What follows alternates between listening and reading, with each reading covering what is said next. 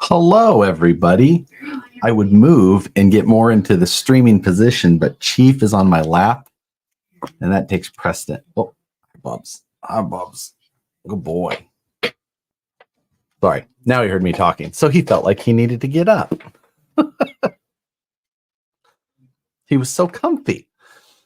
I put in the show title or whatever. I've got nothing tonight. It just felt like a night that was worth streaming on. So,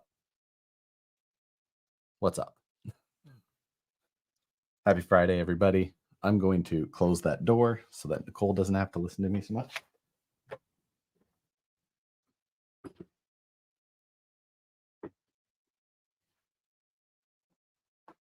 Good boy, Chief.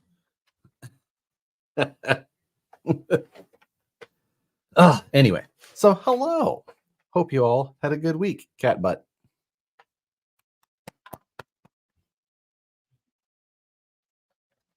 Just trying to get things started. Anyway, so there's Chief. Do we get to see the new one? I have been working on a new 124 scale. That's not the topic of tonight, but this is the new one here for those that haven't seen. It's actually pretty much ready to go, other than some body mounts, which I need to work on. We'll figure out how that goes. But yeah, the truck itself is pretty much done. I got to change some plugs and everything, but kind of crazy how much lower profile I got this latest version of the truck compared to previous. And yeah, that's listening while welding. Ooh, I can approve of that. But anyway, these two trucks are both ready to run, and you can see the how much lower profile the new one is without the ESC and everything on top. So I still have to make some mounts for a couple little things, but nothing that we'll see. It'll all just be flat Lexan. So that's the plan. Sending so much hate from Washington State. I can actually read one from Aardvark's Fleet. So, yes, much lower. Yeah, it is much lower. There's a few things I'm gonna do. I've got a bunch of motor wire up top here. We're gonna get that all cut down and whatnot, but we're getting much closer. So it'd be cool. I've got a comp this Sunday here locally, so that's I'll probably run this one at that time. I think that's going to be my plan at least. So we'll be ready to go. This one, of course, be my backup. The new one is titanium. Yeah, titanium chassis, titanium wheels. You can see the blue. Ooh, matches my shirt. Look at that. So I anodized the titanium. Will it focus? I've got my depth of field set way too shallow, obviously. Whatever. You get the picture. Bluish purple in all the details on the new truck. It's basically exactly like my old truck, just different. Same chassis design, just titanium versus carbon fiber. Same shocks, same wheel design, same tires, same servos, same motor. This is a DWS transmission from Hardpark. This is a DW 1.5 transmission. I got a Furatech Python Pro in here. I've got an AM32 ESC in here. Exactly like the other one, just more expensive. I don't even think that it is more expensive. I also shortened the wheelbase by 6 millimeters, I think. So the new one, slightly shorter.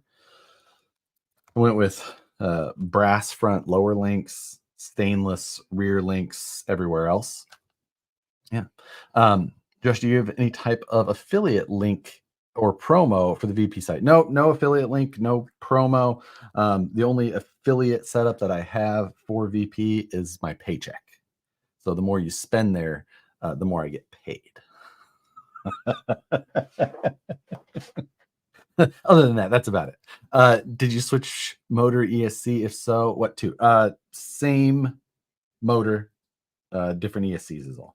And other little differences with the, how I have the chassis braces up front done since the body mount there. I haven't done my rear body mount that yet though. Is there a weight difference?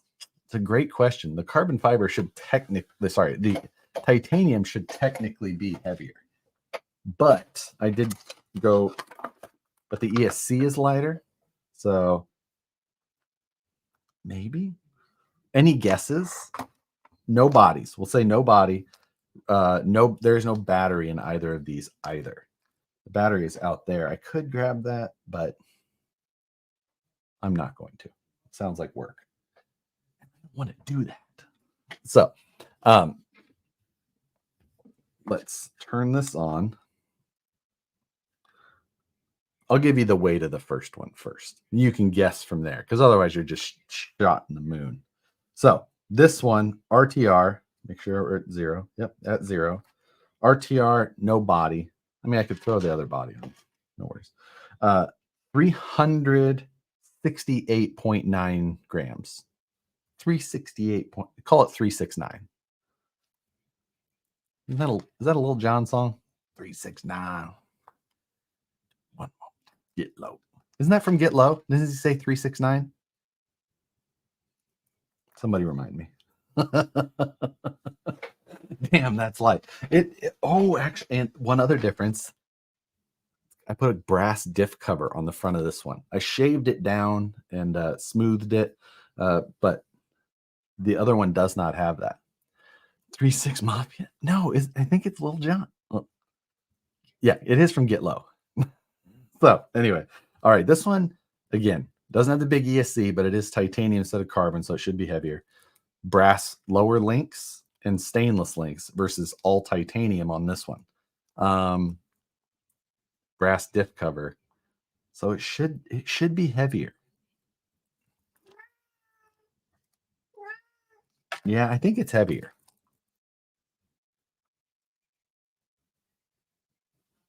Where you? 385. It is heavier. So 369 versus 385. I do have the body. I'm gonna go grab the body. Hold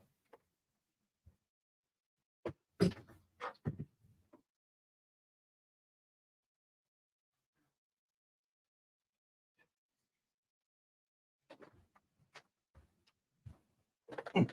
So on the new one, I made a body, made my own. I designed it, I printed a buck, vacuum formed it, and done. So on the current one, I'm running the Pro line, not Cliffhanger. What is this one called? It's not the Grande. It is, what is this thing called? The one that's like the Cliffhanger, but not. So that's what I'm running on this one. Goes right on there. Coyote, thank you. So that's on there. This is the new body, and it is very minimal. So it'll still cover up my shocks, so no hang points, but much narrower overall.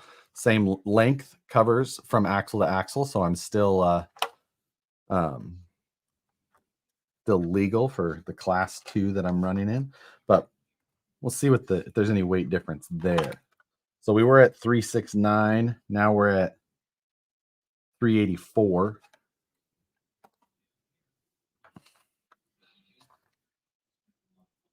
$391. So 7 grams difference, almost nothing. So it's a mini XR10. That was the inspiration there. Now I do hope to get rid of a bunch of this wire. Like I can get rid of, most of this wire. Gonna cut some grams off there as well. And yeah, so we'll be real close overall. And I think that that's going to be pretty decent. So these trucks these things are super stable. Of course, there's plenty of stuff that went into that, but there we are. Paint it with double the weight. But my plan is no paint. It's titanium and cool stuff. I'm gonna have everything nice and you know what I mean. So that is the plan there. We're gonna get it in decent shape, get everything sorted out, and I think it'll be set. Try and keep it nice and light. But I got to design up a rear body mount for this. It's going to be pretty simple with similar to this one. How this uses an M3 piece of all thread that comes up with a stop. I'm going to do the same type of thing, but I'm going to make a larger washer area that threads on first, since it's going to be a little higher. But yeah, so that's the plan. I don't really have much to work on these, so they just happen to be on the bench most handy. Yeah, 120 horse speed down. Oh my god. Oh, there's Chief again. Chief. There you go. You get up there.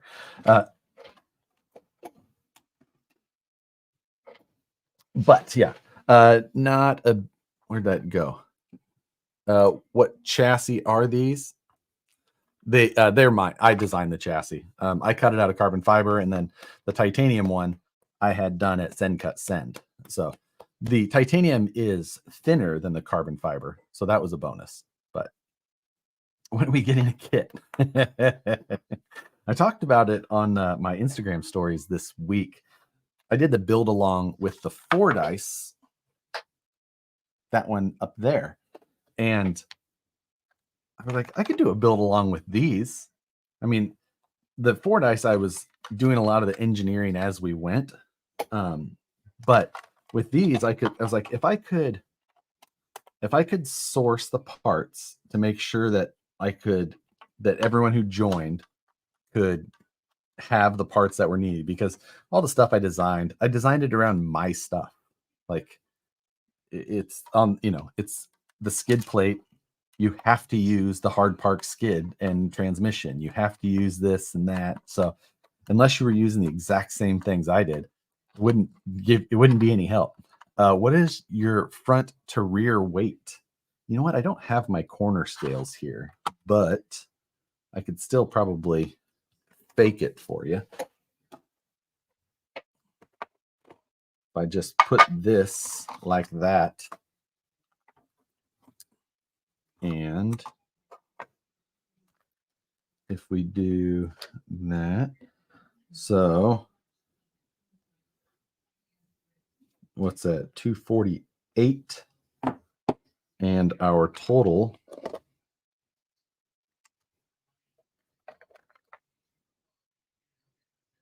is, how did that go down? Something's not right. 0. Oh, it was resting there. I was like, that's not right. But so 248, 391 divided by 8 divided by 391. So I'm 63% front weight versus rear. Most of my weight is in my front wheel setup, for those that haven't seen it.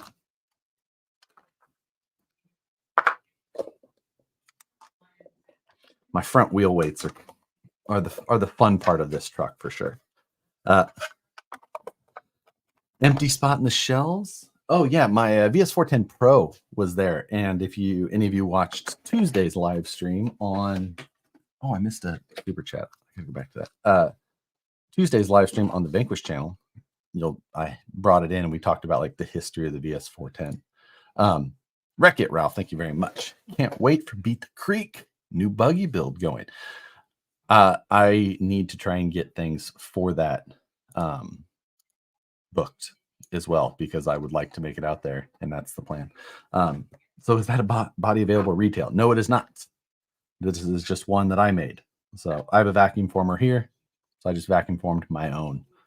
I have a full size, like a large regular production vacuum former that I picked up. Well, I picked it up. We Vanquish. Somewhat one of the other stores had it, and they were like, they never used it. Like, we need this out of our shop. So I was like, I think we need that, and picked it up, put it in the back of our warehouse, and it has never been used. But I need to learn how to use that so I can, do more actual vacuum forming and with like, because it's got the great big like it's a much higher quality. So that's why I want to use it. Please don't delete this live. I want to watch it tomorrow. Yeah. For those that don't understand, I deleted last week's live just because it was so painful to me to watch. Like, I went back and just looked at a few minutes of me struggling through that Lego set, and I was just like, I can't do it. I can't do it. I just I can't allow it. So I deleted it. It was so painful. I didn't want anyone to run across that as their first thing seen and then being like this channel sucks. And then like watch a different video and determine that the channel sucks. But that one, I'm like, nope, it's got to go. It's got to go. Updated sporty bodies would be rad. Yeah, I know what you mean. Now, granted, I'm just, 3D printing bucks and things like that. They're not ones that you would want to use for production long term. Granted, the machine is used to it, but your ears got super red. Oh yeah, that is an indication of my level of frustration and anxiety or anger. Just if I give send your VFD twin mini servo mount, could they make it? No,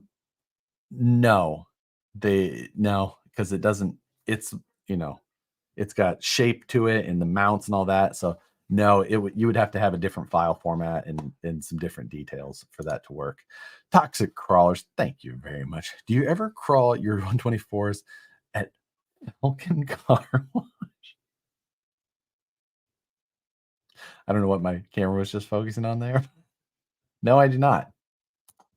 Um, you know what? I have no idea what Falcon Car Wash is. Gunner, my meat belongs in your mouth, Nesson. Thank you very much. Hello, all. Tonight's code is hashtag Josh sucks at Legos. Absolutely do, or did, or you know what? It just wasn't live stream worthy. It just wasn't.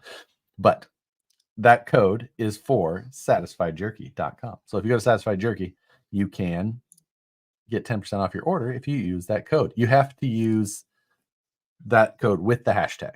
So you can go there. I've pinned it. Thank you, Dana. Website name and the hashtag. So, yeah. Also on the topic of 124 scales, I've never crawled any of my 124 scales not at or for a competition. Never just gone out on the rocks with them. Never, nothing. When you see them in a video or a reel, and then you see them the next time, they will look the exact same. You can probably still see the same dirt on them from either situation. So, but the JL2 version 2 is better ESC. Yeah, it's the Axial updated the SCX24 Gladiator with the newer electronics. That's basically just one of those things like everything that they're getting is going to the new ones. So every one of them will get that as soon as they have to do the next order. It's just a part of how it goes. Time to design and build a 124 scale MOA. That would be fun. I feel like with the size of the motor I'm using, you could probably get it in there. I mean, it'd get tight, but it also have to be really expensive. No competitions at Falcon Car. Shelf Queens are saying no because we compete so freaking much here with these things. Like we're competing every 1 to 2 weeks with the 124 scale. This was that first 124 scale I built with the 4-wheel steer and the Super 8s. And I haven't driven this one much lately. I actually have to do a repair to it on this wheel. I might switch tires too, but for a later date. Not today. That's I don't know. I always had that. Who's the super tall Asian basketball? No, it wasn't the Asian guy. I don't remember. It's like something, but he's in the TV commercial. Not today. I always say that. No one ever knows what I'm talking about. I'm so glad your 700 truck got you $20 prize once. It was like $130 once, DK. And then I built 2 more after that. So, I prefer not to count or add those things up. Yeah. Was it Yao Ming? No, Dikembe Mutombo. Yeah, that is not in my house. Not today. That's little lines from commercials. Sometimes they just get stuck. $130 doesn't pay for your brass or battery.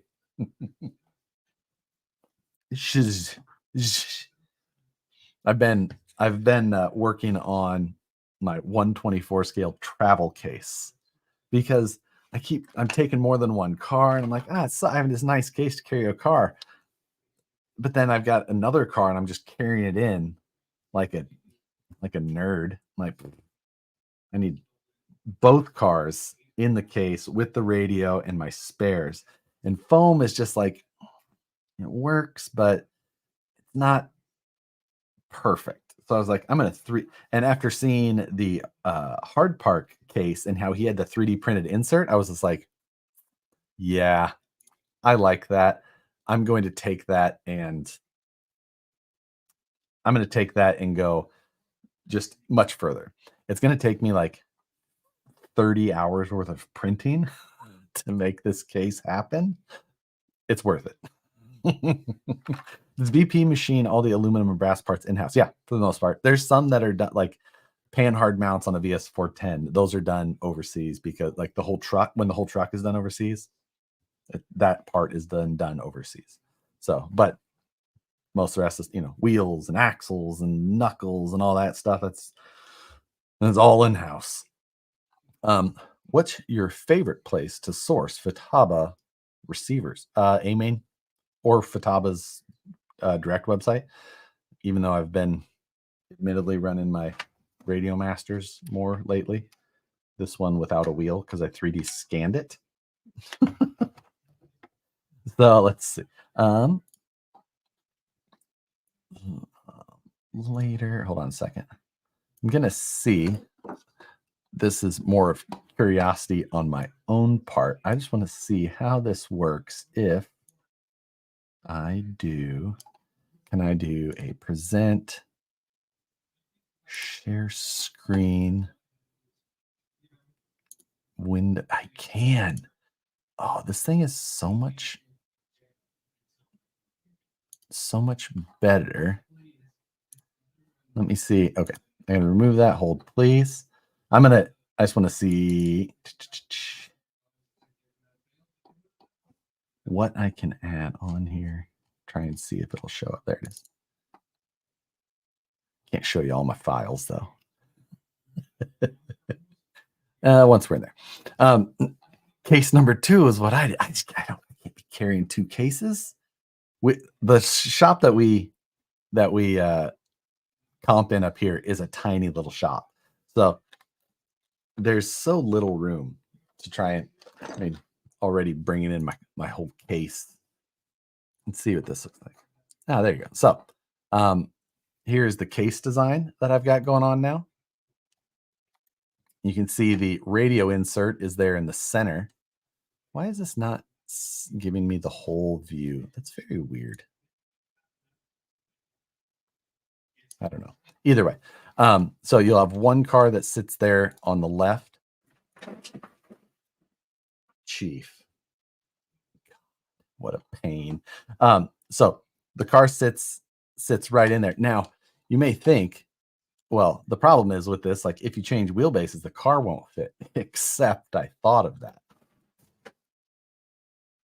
Goddamn cat. And these end pieces here, that's actually a section that can be adjusted so that you can change the length overall, both ends, front and rear. There's a centerpiece, and there's a rear cap as well. That's this one right here. So, and those slide basically, and then you just extend some, and then that way you can make sure that your wheelbase will fit appropriately. But this here is where the radio will fit, my MT12, which I scanned first, 3D scanned. That way, the area, like where the actual pistol grip of everything sits, is perfectly shaped to the grip area of the radio. That way, it just because you wouldn't want it to be not perfect. And then I just made sure there was clearance for all of the switches and the wheel, all that, so that everything just drops in there, and then it'll be perfectly cradled in place.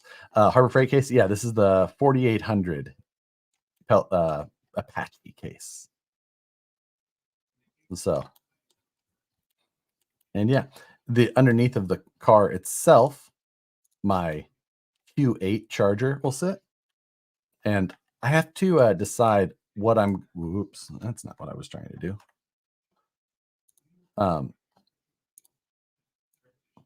So the charger sits right there in the bottom, and I have the little finger areas so you can pull it out easily. These are areas for my little batteries. They'll go there. This is just some extra storage area. I don't know what else, but I have the other side's mirrored, so I have the same space for the charger. I'm obviously not going to run 2 chargers, so I feel like I need to change this side up and do something over there. I don't know. I don't know what exactly I need to go over there. Of course, I've got all this space in the back, which is where my tools and spare parts and all that kind of stuff will go. And whether or not I come up with some extra design stuff to fit back there so that there is, it's more organized or extra useful, whatever it may be, that is what I'll do. But I'm also thinking about, once I have all of this done, having a laser cut or CNC plate that goes over top of everything to like just make it all super clean and like extra fancy underneath of there. Seems like if I'm going this far, I might as well just have everything look as cool as possible. So yeah, that's the plan.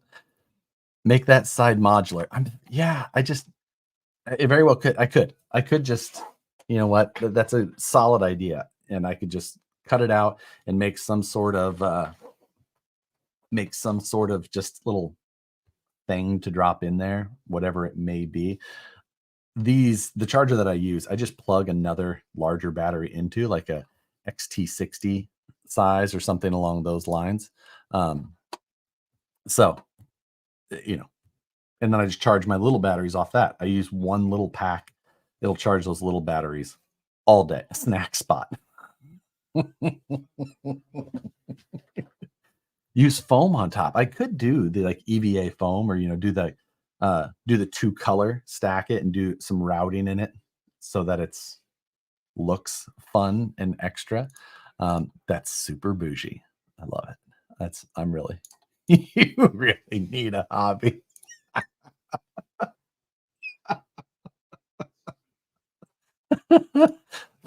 Tom Havel, how are you liking the MT12 for rear steer? I'm trying to get a rear steer lever added to mine for a comp on Sunday. Hint, hint. Tom, I could probably get that done ASAP if I wasn't even,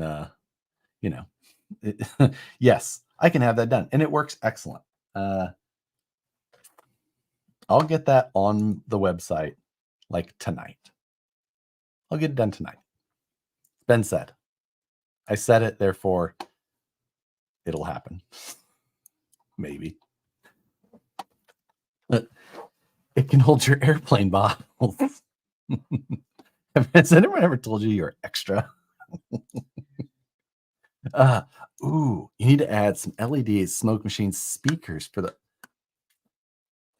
maybe I'd do like a little Arduino board in there so that it what else could we add to this to make it truly ridiculous?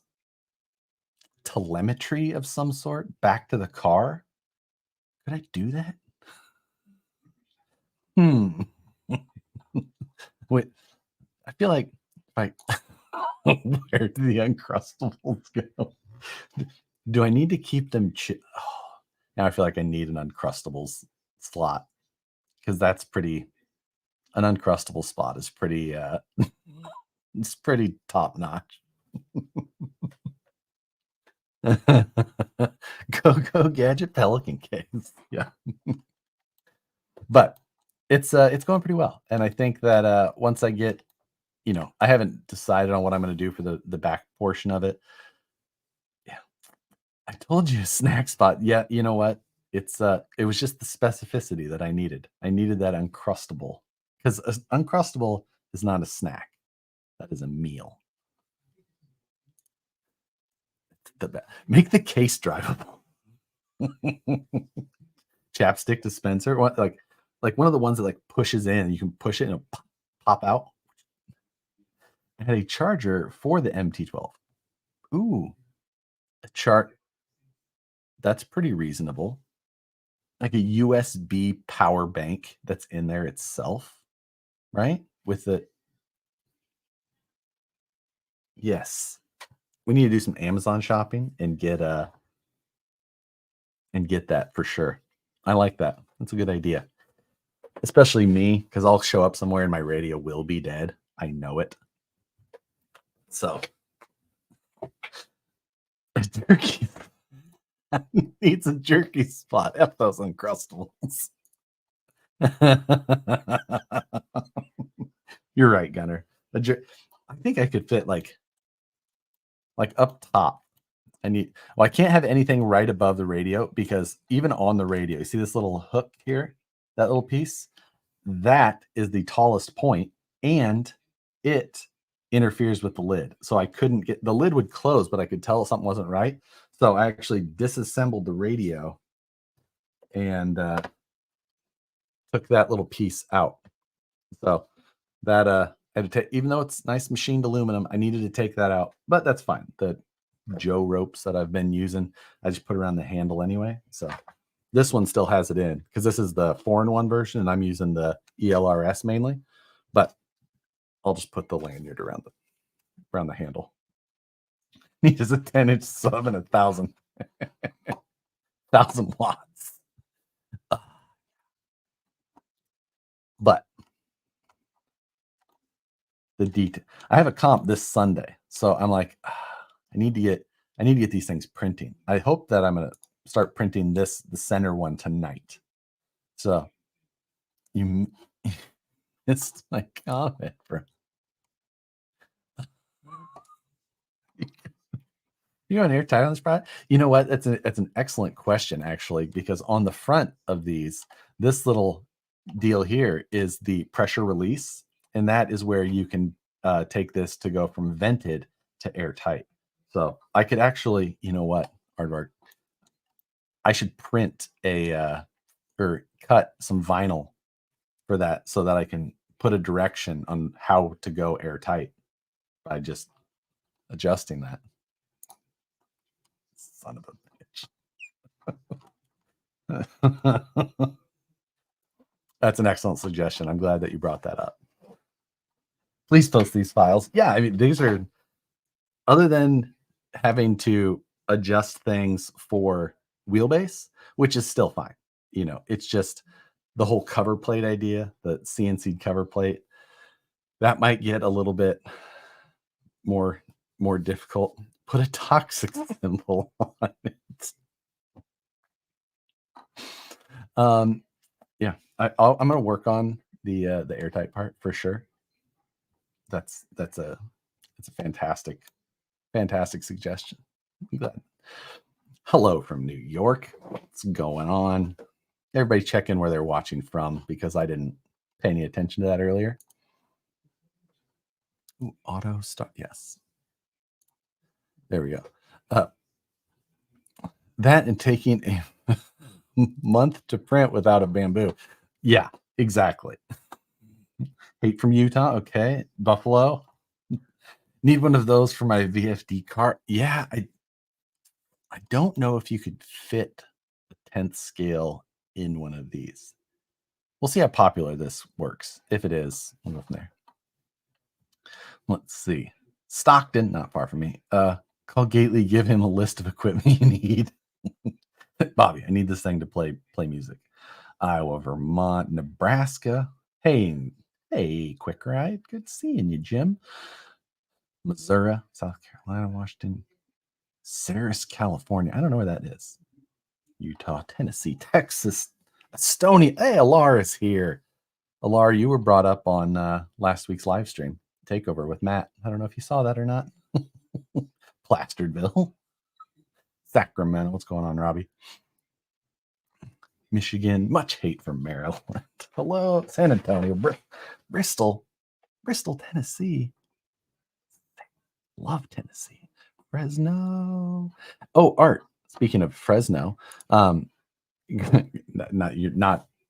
Speaking of Fresno, here's something that's not in Fresno. Have you seen the posts from Madera Magic Mountain? It's worth me pulling up. Let me hold, please.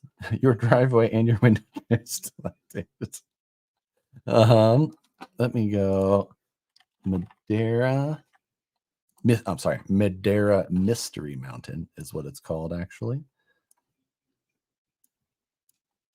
So this, let me see if I can, present share screen. So this place here is in Madera, California, which is not all that far from Fresno, closer than Fresno is to me, but they just built this place, or seem to be just building it. Let me see if I can go to some of the best photos of it.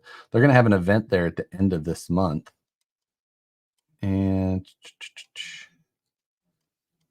I know that they have just some decent photos rather than just videos, but maybe it's in these. There's some aerial shots of this place that not in that one. This place is super impressive.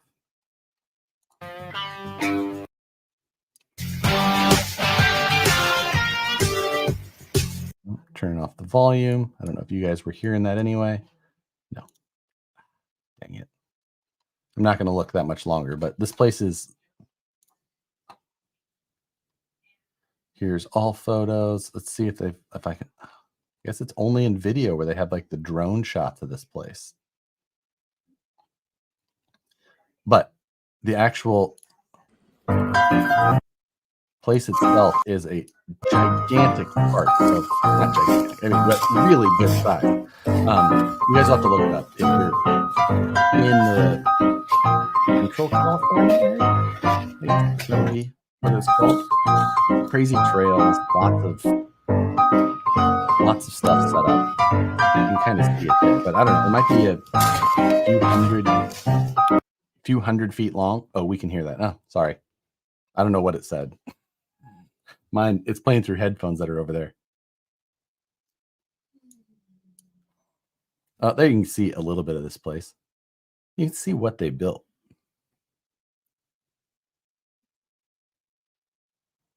Can you hear? Oh, we can't hear me at all?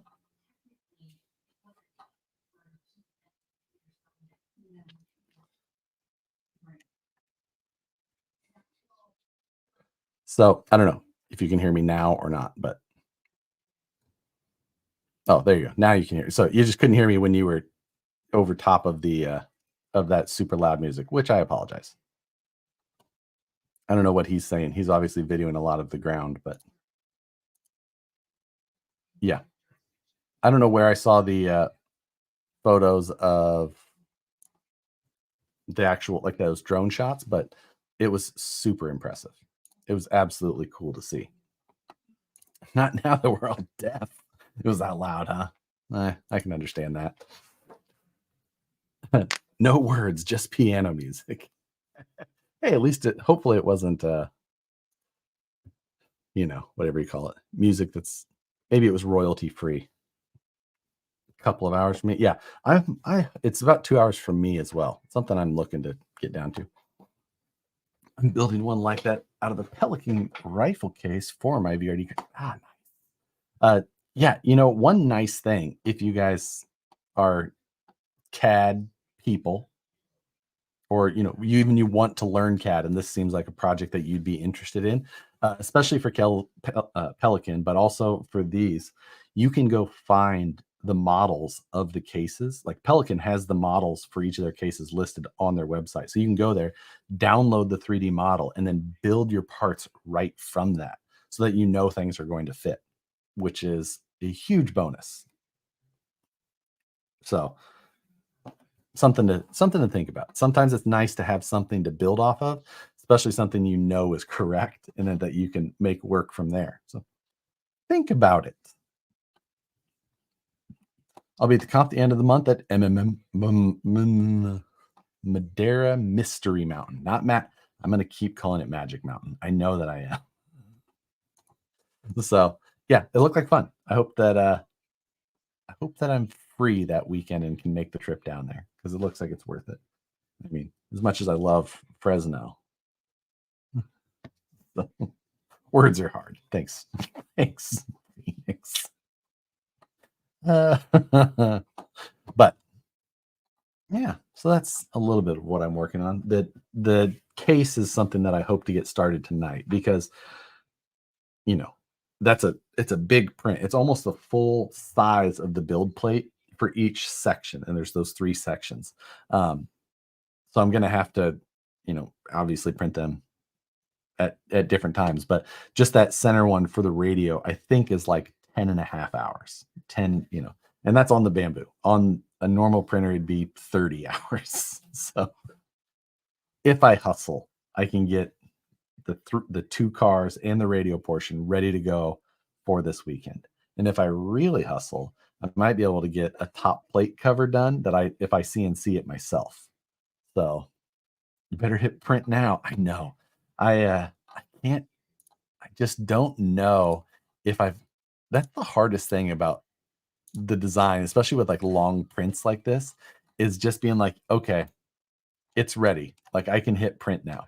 That like one thing I almost forgot yesterday was I didn't have, like, there was this interference area for that the vent hole, whether or not you want to be airtight.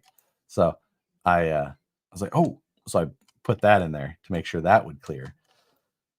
I have some tolerance in between the width of each of the pieces. Like, I've got 2 millimeters here, which ideally will be a millimeter on each side, whatnot. But like, do I have everything? Can I integrate anything else? Is that case airtight? Dart, we actually did discuss that earlier. There's this little knob here. I'm going to put a vinyl underneath of it with the direction in case you want to be airtight, which way to turn that knob. But I was like, I think I might integrate. Actually, one thing that I did want to do is, where did it go? I've got a little T-wrench that I like using for my 124 scales. It came with a set of RC 4-wheel drive wheels.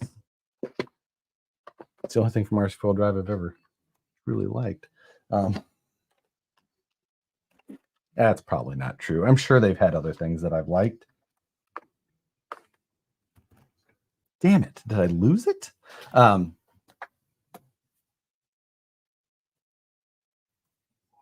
What I get for talking shit. Oh, there it is. So, they've got this little guy here, which is just a nice little T-wrench with the proper size for the wheel nuts. So I'm like, need to make a little pocket up here in the here in this little area. I feel like, so I can just put it down in there.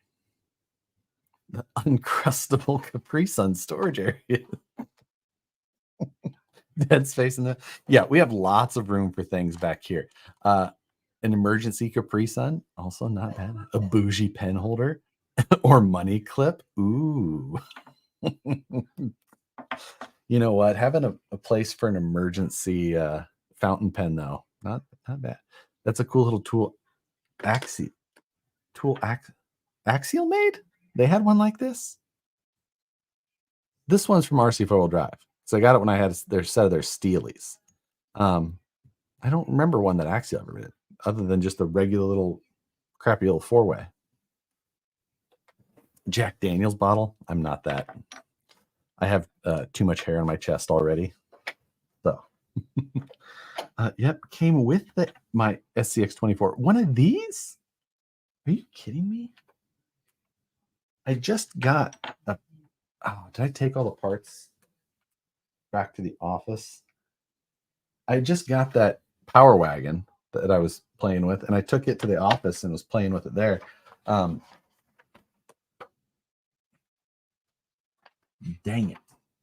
I would check, but I had no idea.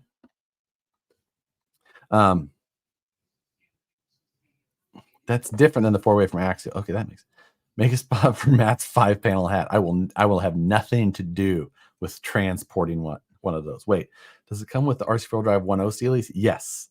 That's where I got it. So that's probably where you got it too.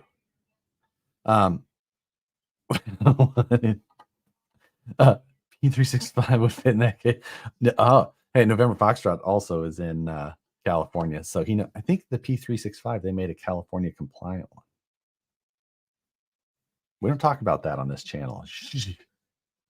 Remember? Turn the radio flat and install a screen in lid to watch YouTube. If I turn the radio sideways, it takes up too much room. It's like that close to fitting. So I have to like but if anyone has a lead on a 365, they're actually pretty hard to get last I checked. Make a spot for a Matchbox car. The one that comes in for different but can accomplish the same thing. Yeah, I just like this one for for some reason. I don't think I've ever pulled. I don't know if I've ever pulled off one of the wheels on these here. I don't think that I have. We're going to order pizza. Tell us what you order. What's your favorite pie?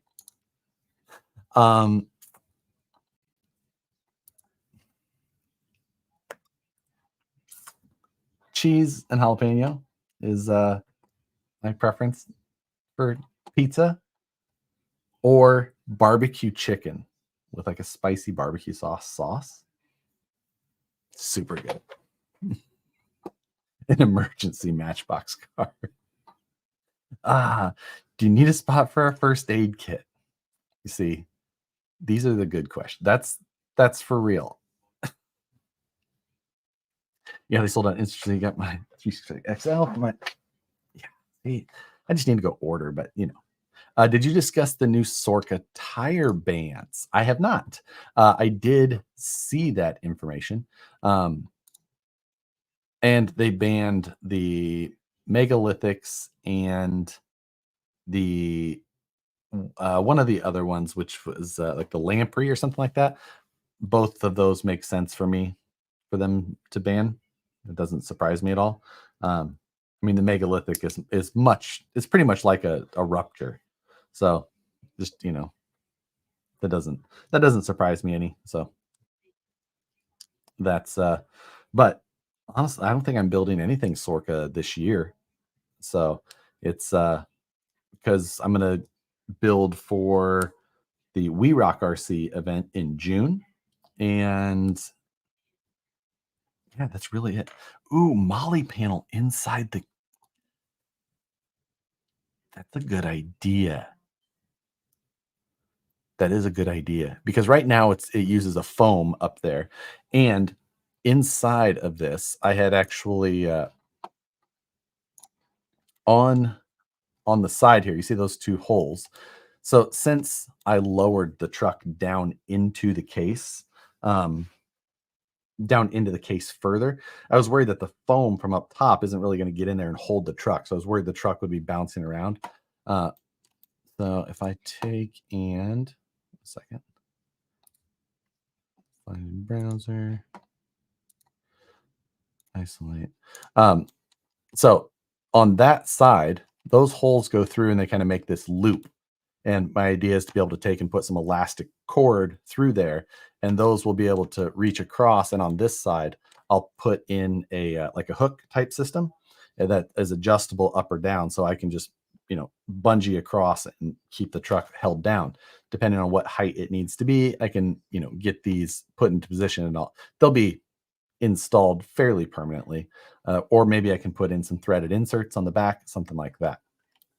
But that's the plan. And I'll just use, I've got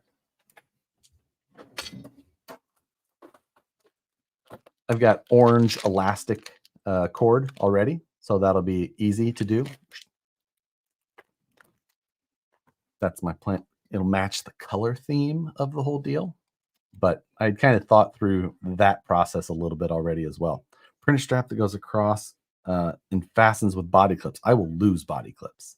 Elastic, I can just hook over and it's fine.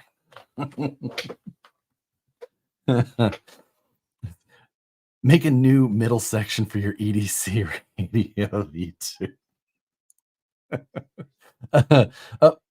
Hold your, yeah. That's basically the thought. Matt is just something that kind of goes around, clips into place, or hooks into place somehow, so that it easily just retains the car. It doesn't need much. These things are, the ones that I have at least, are pretty light. So a couple that'll go across, whether it comes down behind the cab or on top or wherever, it's gonna hold it. So I'm not worried. Robotic clip's gonna become the new Tamiya connector. I don't know about that. But I've got my what do I normally design on? I had it on dark sky because I was designing at night and the white screen was just like, it was too much. So I turned it to the dark, but probably a little easier to see. I don't know why it does that on the left side of the screen. It makes it a black bar. It's not like that on mine. Mine, like, I can see the case fully underneath of that menu bar over there. So over-engineered radio / rig hauler and uncrustable pocket. Extra 1860 batteries and a 2-bay charger. So the charger out is underneath of the car on one side. I use that little D6 or Q6, Q8, D6, D8. I don't know. I can't remember. Little ISD DT charger, and it'll sit right there. But we talked about putting a battery bank in with a USB plug so I can charge the actual radio. I think that will be that'll be the route that I go. I liked that idea. Went from having nothing to do with 1/4 scale to designing nuclear football style suitcase. Josh will be. You can bet that I will not be drifting. Not drifting. I might drift occasionally with someone, but I will not be going to drift events. I will not be building multiple drift cars. I already have a drift. I have two drift cars. I have the drifting Tuk Tuk, and I had the MST that I built on a live stream quite some time ago. Yeah. So,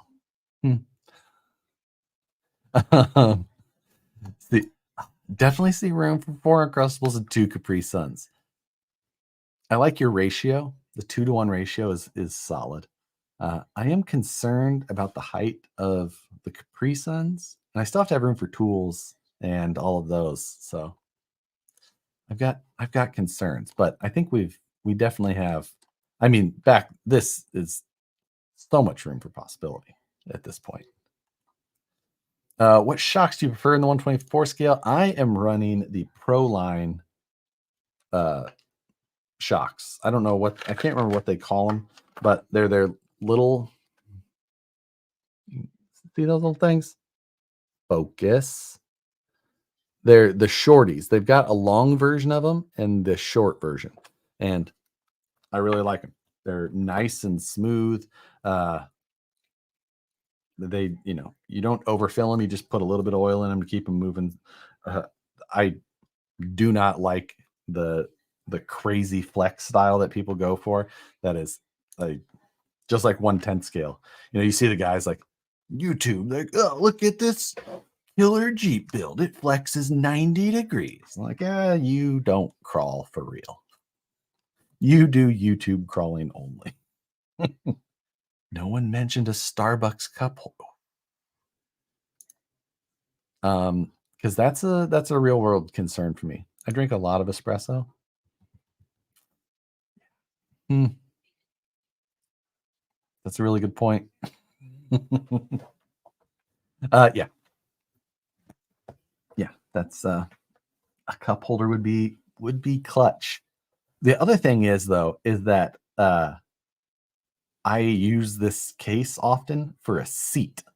So like I'll close it and I'll rotate it up and I'll sit on the end of it because so almost need a cup holder to like be able to attach to the outside. Oftentimes this case is sitting on the floor.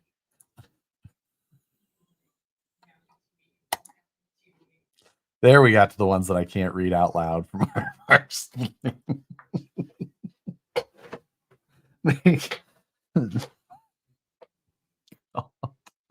Second case, espresso machine. I'm into that. I would like, if you didn't know that there's a whole world of custom espresso machine, like that's a whole side of Instagram, just like our little trucks. There's a whole world of it that, and some of them are freaking awesome. I need to start sharing more of those onto my story for you all to really dive into and understand how cool the world of espresso is. What CAD software do you use for 3D printing? That's this software here. This is Fusion 360. So this is where I design the parts, and then I just export right from here. So like over here on the right side, I just right click and hit save as mesh. Of course, that pop-up's not showing up on your screen, but you just right click on the body on the left and that will highlight which one. Right click, save as mesh, and then I import into my slicer. So that's pretty straightforward there. One thing I don't know what it'll look like on here, but if we watch the let's see what the build animation for what my design looks like for this one. It could be interesting. You can kind of see some of a little tiny bit of how the thought process went. Not very much though, obviously. So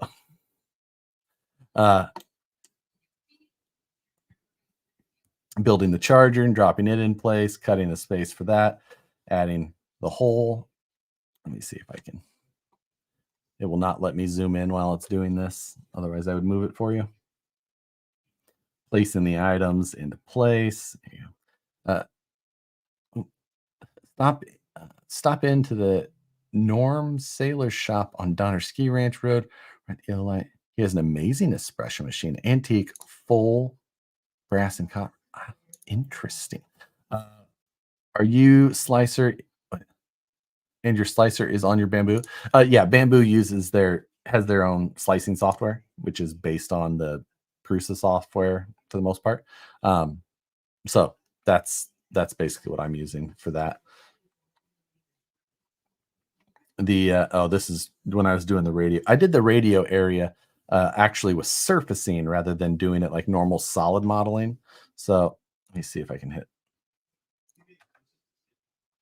stop.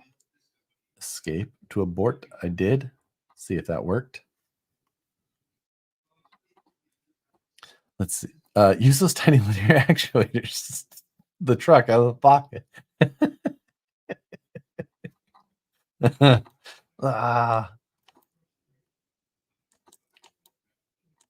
Let's see if I can.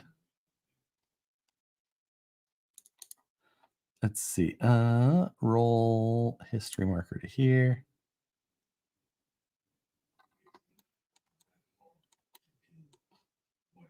I'll play from there. Never mind. Never mind. It's going all the way back to the first part. Fail. Have you seen the new 110 scale F1 car? No. Does it look more like an F1? Because that would always be cool. Just 124 scale is like trying to herd cats. It's always like trying to herd. It's like thinking about something else, always, all the time. Needs a tracking device. Are you building my Winnie 124 scale rig right now? I've already done that, Tony. Those are both housed within the new wildly over-engineered carrying case, built for two, soon to have uncrustable pockets added as well. But my newest one here is also ready to go. Hopefully, we run it for this Sunday. So you said nothing, and you gave us exactly that. You're right, Matt. You're right. This is, again, the stream was not about 124 scale. Just what I've been working on and all I've showed during this stream. So, let's see. I love how 3D scans always make stuff look like it's at the bottom of the ocean for the last decade. Yeah, that is definitely definitely true. Let me see. Can I even isolate with this? No, I don't think I can. Let's see. Isolate, and then I'll turn that on. Yeah. So it's definitely barnacle-like, as you can see there. Now I could post-process and smooth a lot of that out. I just didn't. It's just picking up two different levels of a surface. So it's not, but I didn't mess with it all that much. And then the areas like that's just areas of the scan that it didn't catch. And since I was only using this as a reference, I didn't really need anything specific, so I didn't fill it as a solid. Yeah. When you do the uncrustable pocket, please make sure you scan to build to accuracy. That's actually probably a pretty good reel for Instagram. I think I'll take you up on that. I may have to go to the store after this. I probably have time. I can go in the morning. I'll go to Starbucks and get coffee. Then I'll go pick up Uncrustables. Then I'll come home, scan and design. It's a fantastic idea. I like what you've done there. I need maximum clearance for this. Like tip to tip, as you say, on this is all the room that case has. So that's why I had to take off that hook on the back, was because of it. So can I receive royalties for that idea? Yes, we can split all of the money I make off that Instagram reel, which will be $0. Tinkercad can't do anything. Oh my god, Tony and his Tinkercad. It's just every once in a while, Tony, it's so nice to be able to just bring all of these things in. And so are you taping the bottom? What are you talking about? Taping the bottom? No, because that is this piece here. So it will just be open to the bottom of the case. So it'll rest on the inside of the case. Inset logo in each piece. Inset logo. I could, but if I do the cover panel, because I want to do that laser cut or CNC'd panel that fits across the whole top. Tapping, not taping. Wait, what did you say?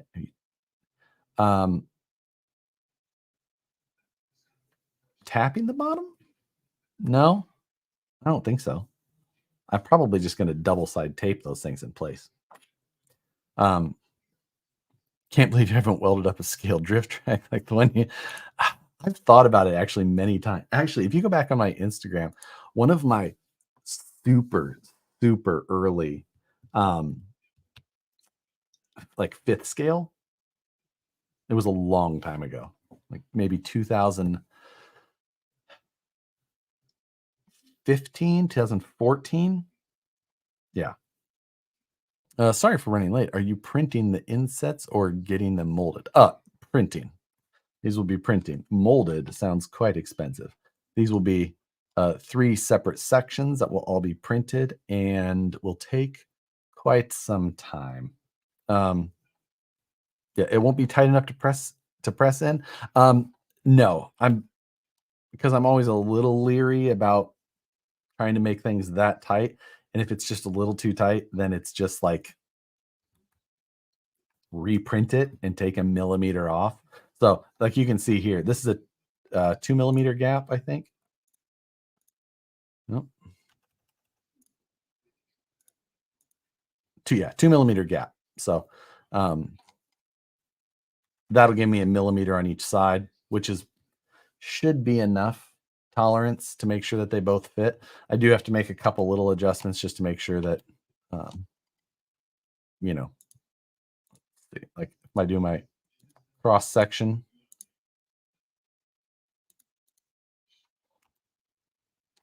I get, you always want to make sure that things things clear properly. You can see that's actually interfering by probably a quarter of a millimeter at that point. But that'll probably just be height difference. So as that sits in or not, I'll have enough space. But here you can see how much clearance I've got now, but from the roof to that. It almost has enough that I could put. I wonder if I can put like tool insets that go on top that can get pulled out. I'm overcomplicating this further. Probably unnecessary. But not totally ridiculous. Not any more ridiculous than the rest of this project has been. What is this doing? So you can kind of see it's about how see this big old block in there. I could shell that out probably, but with infill numbers and all that, it's not really worth it to me. Here you can see a cross section of my truck designed, but that gives you an idea. And turn the cross section off, but I like the design part of these projects as much as anything. You have space in the lid too. Yeah. So like as the lid goes, there is room in there. Where does the mini 5-drawer tool chest go? It's only unnecessary if you don't use it. That's realistic. I'm just thinking if I do like, so my normal tools, I use the Vanquish tools. They're pretty long. So what I'm thinking is of making and shortening these tips so they come down so that the whole thing is a slightly more reasonable carrying case size. And then I could have areas that they actually just drop into so that everything. God, I feel like I have to freaking sneeze constantly. Anyway, if you wink at me one more time.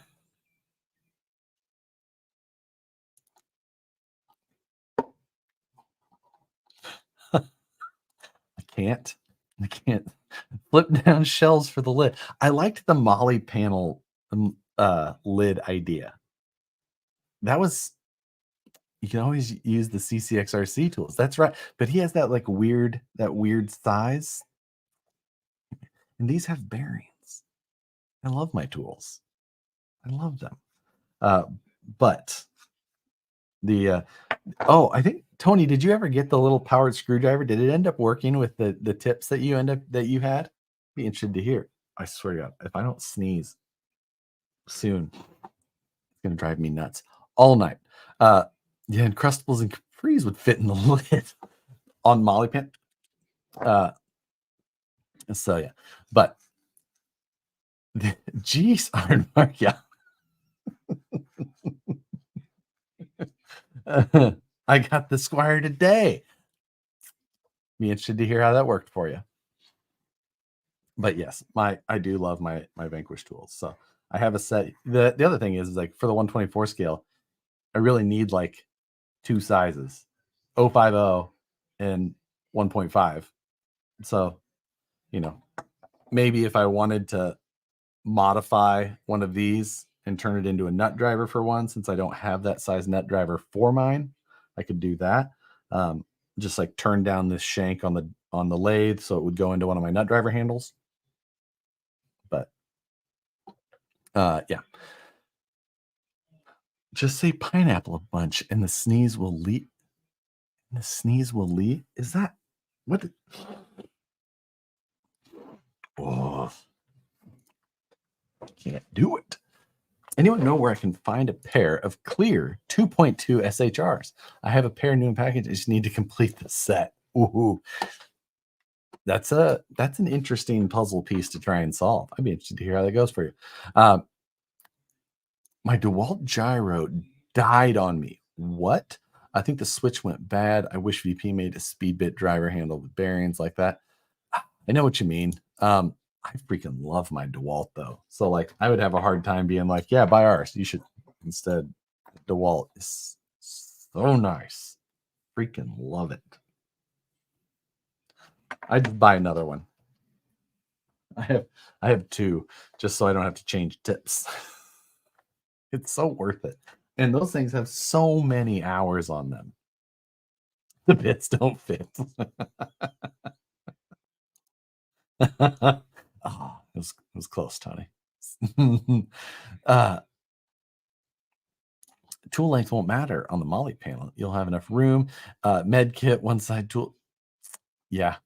I wonder, can you just buy, I imagine you can. You buy like a cut to fit Molly panel that still looks good on the ends. Yeah.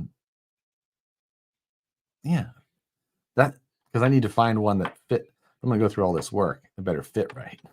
So I'm gonna have to look on Amazon. I bet it. I'm sure Molly panel is used on freaking everything. So I'm positive I can find it. And then the possibilities. Oh, so many possibilities. I can probably have 1 day shipping so I can still have it ready for this weekend, the comp this weekend. I'm really trying to be extra for this event because I'm not already walking in with my case. Greetings from Germany. Thanks for joining. It must be very late or very early. Yes, either same. Did you see the RB20 reveal? I did, and I'm excited. It's again quite the departure from where everyone else is. So, oh, I'm so stoked. By the way, the lighting is looking fantastic. Thanks, Tony. I actually turned down my lights because I was already on my max ISO or minimum ISO, whatever. And I was still like blowing out areas. Like right now, I'm on my hand a little bit, or this hand, whatever, blowing out a little bit. But I turned down my lights so I could do that with the low depth of field, giving me that YouTuber blurry background.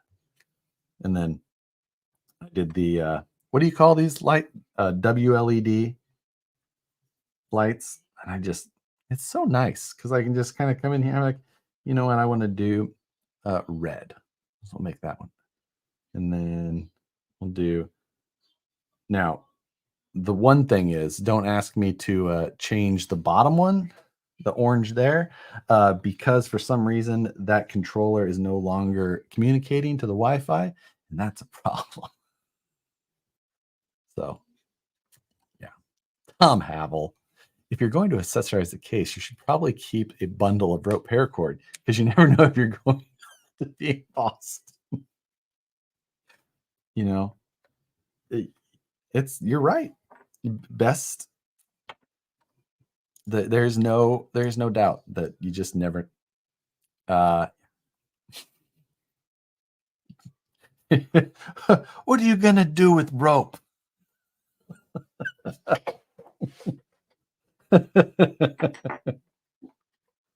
They always have rope.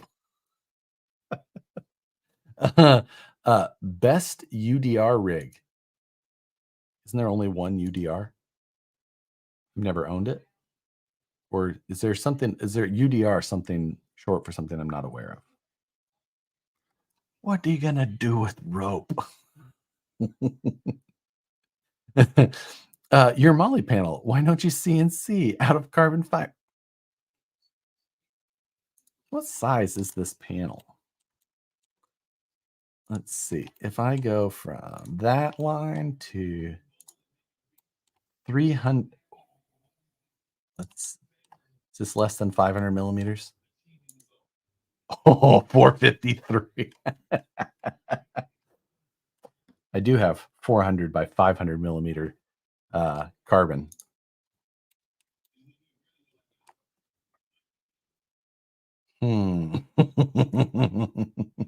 You don't even know the cat's name.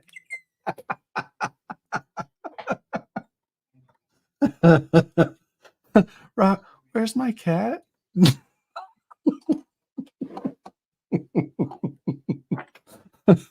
What was its name? What color was it?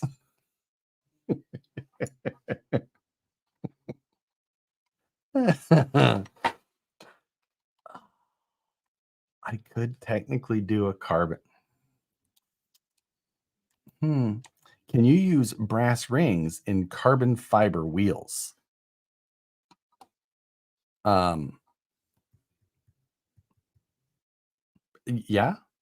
I guess I don't understand. It depends on what carbon wheels. So yeah, I don't know. I don't know why you couldn't or why that would be a reason, but if you don't, if your carbon wheels aren't compatible with what other one you're talking about, then maybe that'd be the problem. Yeah. Mount an iPad in the lid that plays flying cars with you. I do have my iPad Pro. That could be an accessory. This I oh god. How obnoxious that would be so obnoxious. I'm already on my phone at a comp. I'm just staring at my phone like an idiot.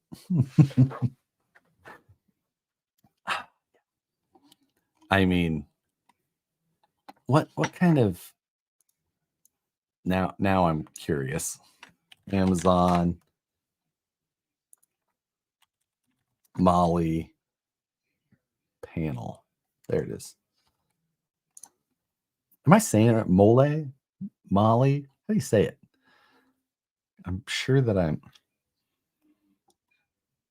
So there's there's rigid Molly panel and there's the like net mesh flexible one, right?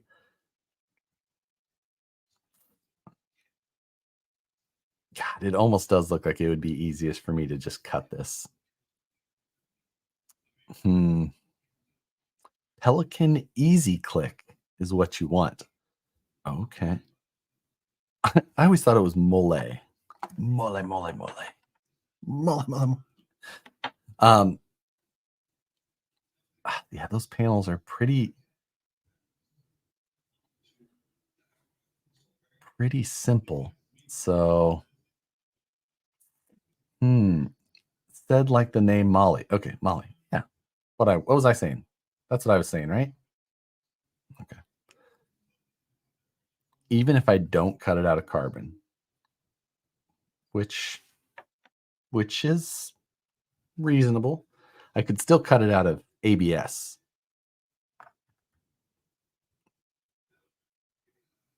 And then, yeah. Okay. I'm cutting Molly panel regardless. Cut it. I can get it CNC'd. No problem. And have that in there. Because it was a great idea. And then the accessory options are just everywhere. Because I can have that done tomorrow. I've got plenty of material here. I should do it out of ABS first, regardless, just to make sure that it fits, before I burn a $80 sheet of carbon for a very silly project in general. But yeah, I bet I can. There has to be a spec to this panel, right? So I can make sure that everything fits and all of my accessories will be appropriate. Cutting Molly sounds like something before race. Going to Knight's Ferry meet tomorrow? I don't think so. No, I have a 124th case that I need to build. What has happened to my life? Standoffs. Yes, I'll likely design mounts that I can get attached in the corners, make sure everything's braced and everything across. Fieldman tool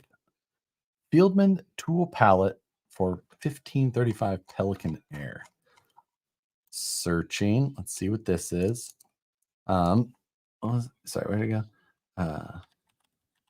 Fieldman tool pallet for 1535 Pelican Air. Oh, that's the top and everything goes in that. That does look quite nice. Oh, it's got all the like elastic cord around it and all that. I think I could make that. I do like it though, but I think that this, if I do the Molly style panel, I could almost incorporate some of that into it. And I don't need that many tools. These 124 scale take like 3 that you need are pliers, a wheel nut wrench, 2 drivers. That's it. Flush cut, always good to have. Yeah, pretty easy. It needs a skirt on the side of the lid. For those of you that didn't see my Instagram story yesterday, you missed out.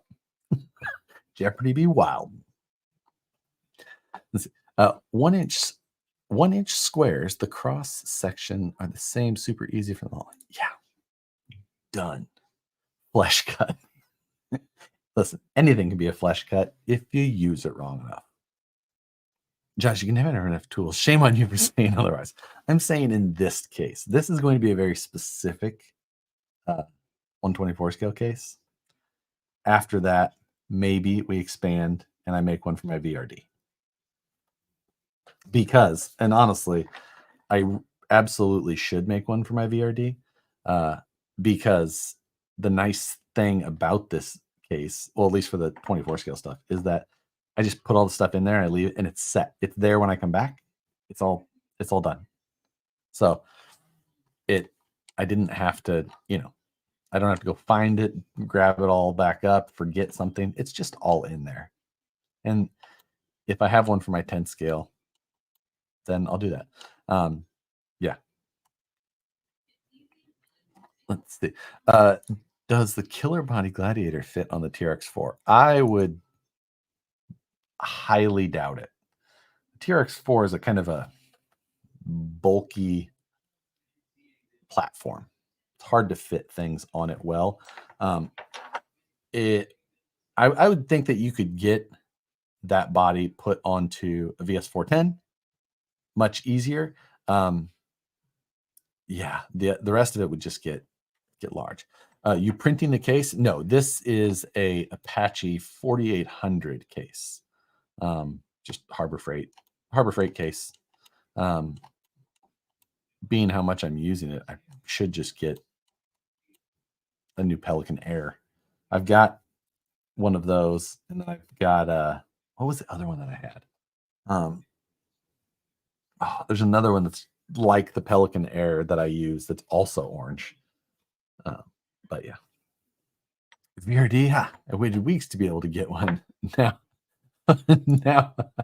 I've been too busy to open the box. That's exactly how that goes. I know exactly what you mean. How about an external USB port for charging the onboard bat? Be pretty nervous about making this case not airtight. What's holding the trucks down? I showed that a little bit earlier. But in here, this portion here, these 2 holes, you'll fish a loop of this elastic cord through there, and it will go across, and you'll be able to strap across, and there'll be hooks on this side that you can adjust up or down so that you can just strap over and bungee the truck down. so that it doesn't move, because there's lots of headroom over top of it now with this style. But yeah, so that's what's holding them down.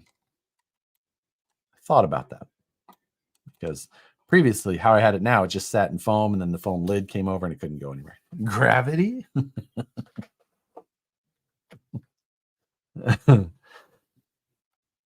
Is the heart rate case made same dimensions as the Pelican? I don't know that. I don't think that they are, but I don't. Aardvark, I'm not even highlighting that comment. You mean Pelican Storm? I don't know. I don't know that one. I'd have to look. I'd have to go back and look. Pelican Air is the one that I had previously bought because of it's like the exact size for an airplane carry-on, which is something that I have used it for mainly. That's what, like, when I fly somewhere and I'm taking a truck for like a demo or whatever, I'll put it into that case because I just know I know that it's good to go. Yeah.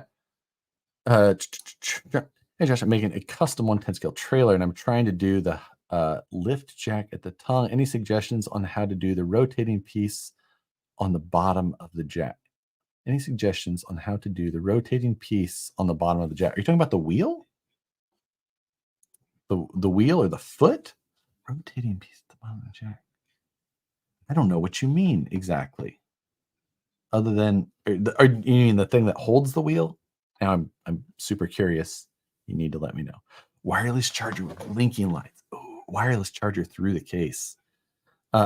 Yes. Okay, you are talking about the part that the wheel sits in there. I mean, personally, what I would do is I would make your cylinder that goes down. I would make it out of something like.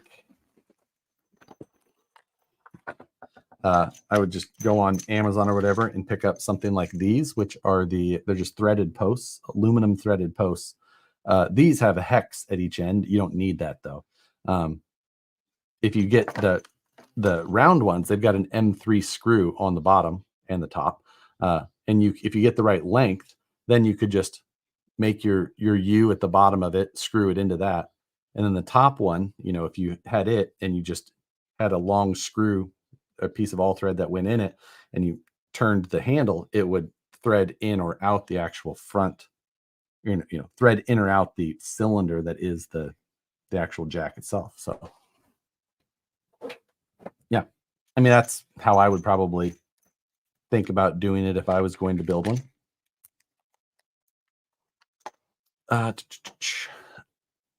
Oh, sorry. I'm looking at I need to move this screen back down. I'll move my Fusion out of the way because that's kind of not important. So, do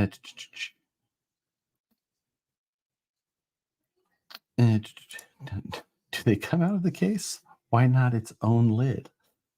I don't think it needs its own lid. Yes, they come out of the case. I comp with these things all the time now. So yeah. Thoughts on the Capo Queen. After building more than one Capo, I would absolutely never purchase another thing from them. Yeah. So, hey Josh, Phoenix keeps having kind of warning my friend I able to work the singular change case. Brought the black one. It seems to be. I have bought the black one, and it seems to be less noisy and feel. I mean, gears can break. They have a sintered gear in them, which isn't going to be as strong as a machine gear. If you do go to the machine gears, yeah, you will have much less breakage. You can break them though, so like there is only going to be a certain amount of expectation of whether or not they will survive anything or not. So you can always email customer service. They'll go through the regular questions for you. Depending on when you bought it, if it was a day after you bought it, then it's a different type of story. But so yeah, it's one of those type of situations. 1/24 versus 1/10. Which are you now? 1/10 is still my favorite. The 1/24 I'm doing so much of now because of how many comps we have here. Like I said, we have comps every 1 to 2 weeks for these things. And we have comps once a month for 1/10 scale. So that's the big thing for me. Like I can comp 3 times a month with the 124 scales or more if I want to hit like all of them. Right now I go to mainly the ones at R&H, but those happen every 2 weeks. And then there's usually another one that happens a different weekend at one of the other places. And if I make sometimes like they do them on Friday nights here at one of the places, and they'll go to like 2 in the morning. They'll have comp after comp at these places. So if I wanted to go just like comp and comp and comp, I could do that. And I freaking love competing. I'd prefer to compete with 1/10 scale, but comes down to it. We have that many 124 scale comps. I'm doing it. Do you use different tires for different comp courses? Not really. I'm running these little OGRC pins and I really like them and they've worked on all of the situations that I've needed. So I haven't changed them. And they're the maximum size for class 2 stuff. So that's why I run them. But yeah, just a little off topic. Have you seen or tried or seen the new Hobby Plus Evo Pro 118s? Seems like a good. So, yes, have seen it, have tried it. It was at one of our local comps, and it's too big to really be able to like be used in what we're doing, like for the 124 scale comp. It's just too big.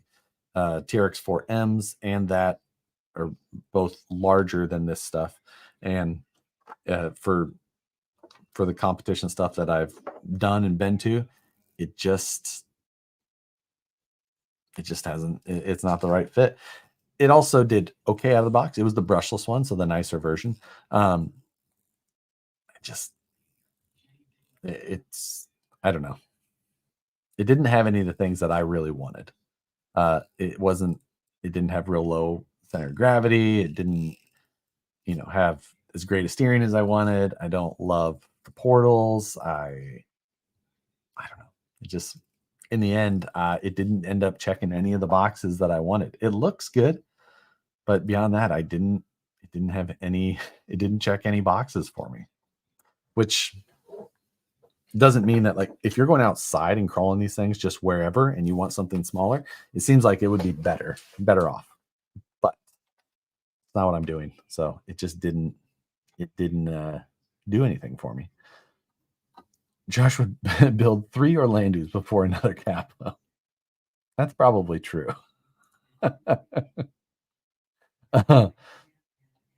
Yeah. So yeah. Here we go. Oh, it didn't scroll on me, so now I'm trying to get down.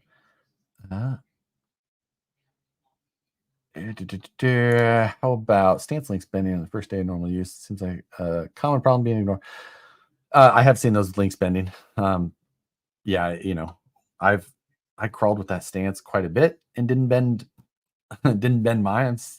I've seen him bending though, and I totally get how it's possible being that high clearance stuff. It's one of those things like we could go to a straight link and have less of a chance of bending, but high clearance is nice. We also, I do believe, are going to put the beefier bent ones up as an option on their own. It's just not up yet. And I don't know if that's 100% been decided, but I do believe that we're going to put those up on their own. I heard RC Country is going to start some comps soon. Yes, I had heard that quite some time ago. And then I had seen lately that they had been building a course and doing some testing. I was like, oh, more comps. I hope it's on Tuesdays or Thursdays. Then I can comp like 6 times a month. Has anyone really been far even has decided to use even go hard?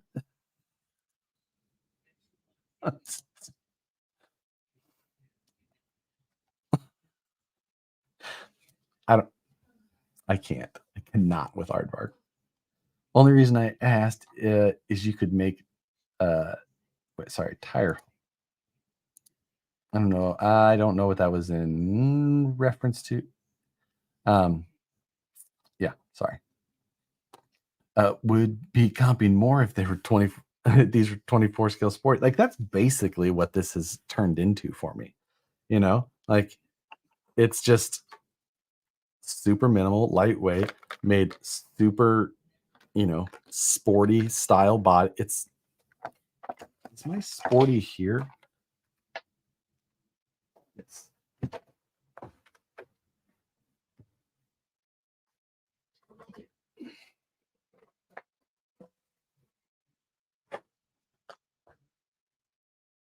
Like, why do I still have that thing up? Like, that's basically what I'm trying to do. Like, these things are so very similar in so many ways. So, tiny robot, bigger robot. Like, this one's got carbon wheels. This one has carbon wheels. So, that's all I'm trying to do is make mini sporties.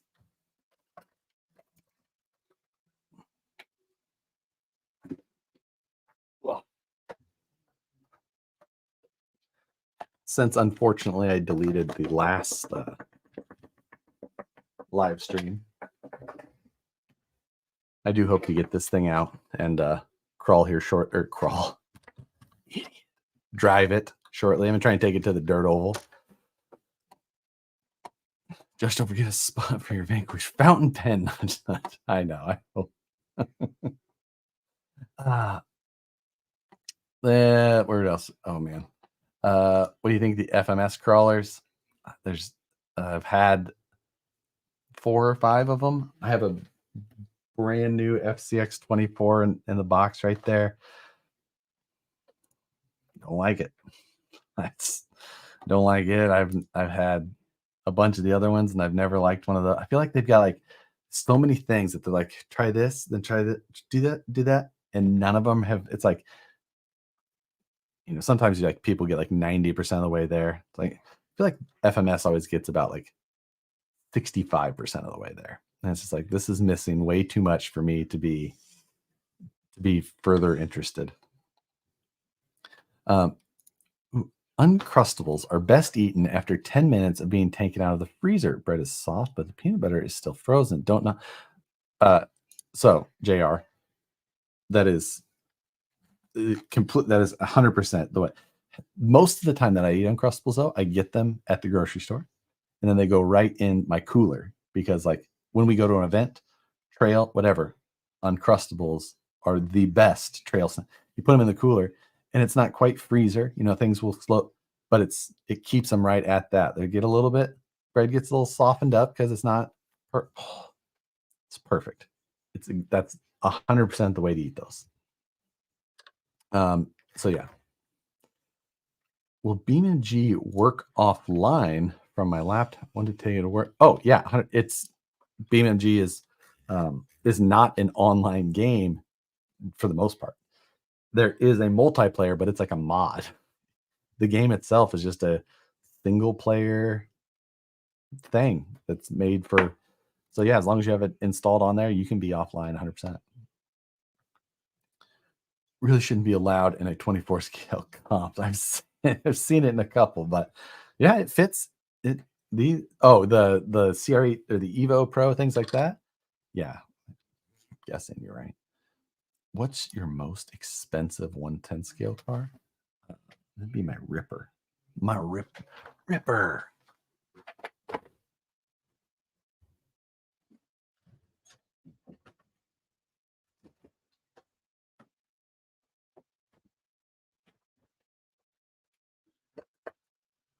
That'd be this guy. This is my Ripper. There are many like it, but this one's mine. This is one of the first prototypes. There was 9 prototypes. I think 8 of them actually survived, and this would be number 2 of the prototypes. So that's based off of pure value, you know, like that's where's the fins? So this is one of the prototypes. The prototypes didn't have the location for the bolt-on fins. I added that when we went to the production design. So my chassis doesn't have that area there. It's one thing to note. The other thing it doesn't have is the prototypes didn't have a front light bar. No front light bar mounts. The production ones also have a second A pillar or B pillar, whatever, however you want to call it at that point. And then there's a little bit of difference behind the door. Now, this is my ripper, but these are production panels. The prototype panels had the fins milled into them. So this was my original set of panels. You can actually see how like folded over that back corner is from playing Smash Up Derby. So yeah, these are my original panels. They've been reskinned a couple of times. You know, I've got these are all new panels. I have all of my original panels sitting over there. I want to like have a shadow box type setup made for them to mount those in there. But yeah, this is one of the original 3. I've made some changes. You know, I've got carbon fiber inner panel there, and in the back, carbon fiber on my boat sides, or my, you know, skid panel type areas. Made a carbon fiber electronics tray that goes inside. But if I was going to put a dollar value on this, it would probably be in that, being that it's a prototype, being that the current values are what they are, I'd say this one would be around like the $12,500 to $15,000 range. That is roughly what I would say, which is the dumbest thing ever to say about an RC car. So much, too much money. I fully agree. No one should ever pay that. You know, it's dumb.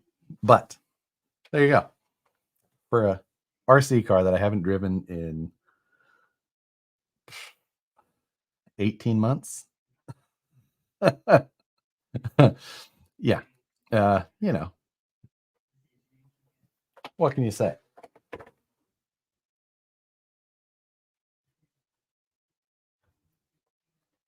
My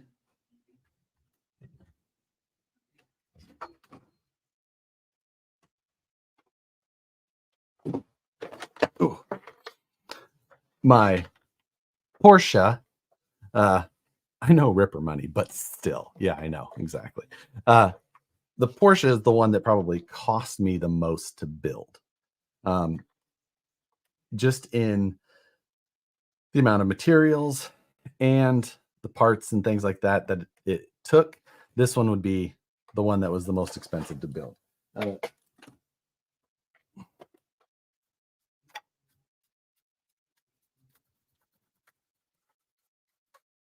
Quite dusty from the last time. So yeah, this was I guess, all custom. I designed the body, and then we hand molded it from carbon fiber. It's a forged carbon process, basically. The amount of money it took to mold it is what probably was definitely the most tedious and one of the most expensive parts. Not because of the carbon itself, but because of the silicone that I used as the molding.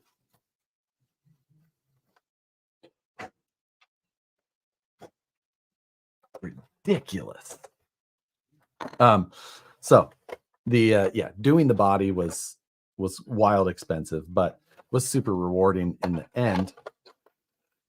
If I put even a ridiculous low number on value of design time, I can't imagine what this thing I would say is worth it. Because it took me so long to design the body and the molds and all of that. It just, you know, unreal. So but it turned out well, you know, for being a true carbon fiber Porsche. You know, I even had to make a buck and vacuum form and mold my own windshield. The interior was all crazy. The amount of time I spent on designing the motor that you barely see, you know, like the twin turbo underneath is one of my more favorite parts, of course. Focus on something, camera. So the turbos in the wheel wells with a secret VRD chassis. Yes, this was the VRD chassis underneath. Basically, that was modified to become C1 legal because the VRD has an angled skid. So we flattened that out, and then we had to make modifications because, you know, to go chassis mounted servo, which you have to be for class 1, it wouldn't clear a body because, you know, the frame rail, you can see the panhard mount. So like the distance to the body is that far. And no matter what panhard you're running or what servo you're running, it's not going to clear. So the steering link, you know, goes to the normal spot, and then it goes up top through the fender, which then goes into the footwell of the driver area there.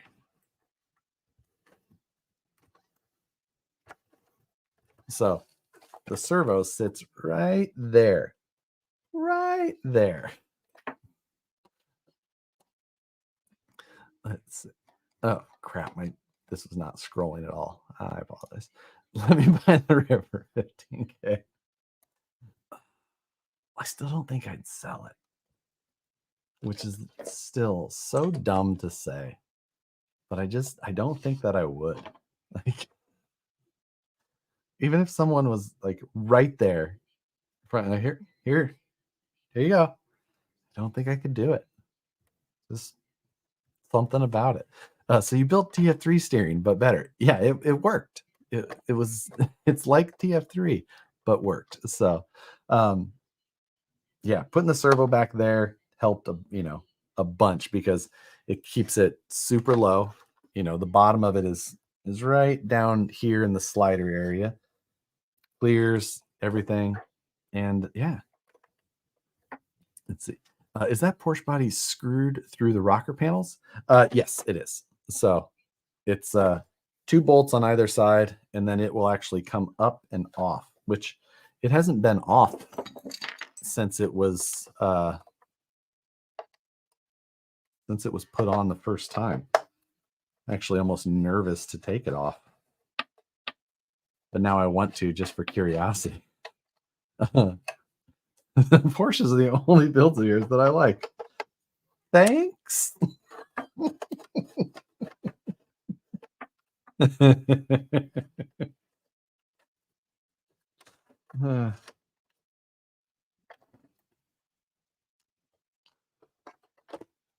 Let's see.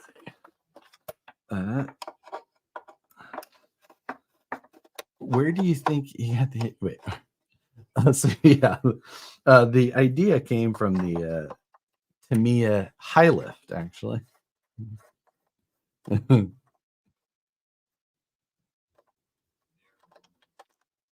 Right? So 4 screws are off. Let's see if this thing comes off.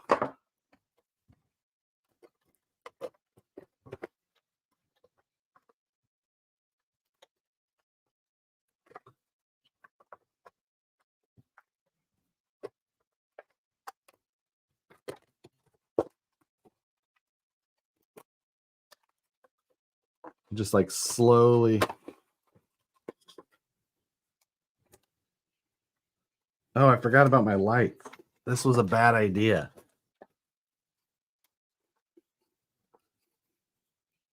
Oh, I did put a JST. I forgot about that. So I could just unhook those. I'm not going to do that though, because I already zip tied it. But there's the underneath of the chassis. see the motor better.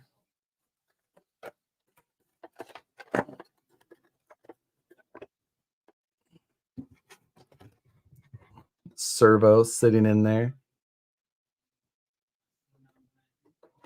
The underhood, the winch, and the bell crank up there.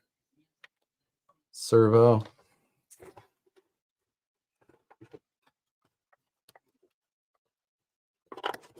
I don't feel like screwing with that wiring, so I'm just putting it back on. Yay, it fit. You should do a drag car like you do your crawlers. Feel it. It'd be fun if drag racing would have like kept some popularity for another. I cannot believe how fast drag racing died. I mean, I can, but still, like, that's impressive that it killed itself that quickly. 15K, I'll take you to dinner. Maybe an Uncrustable.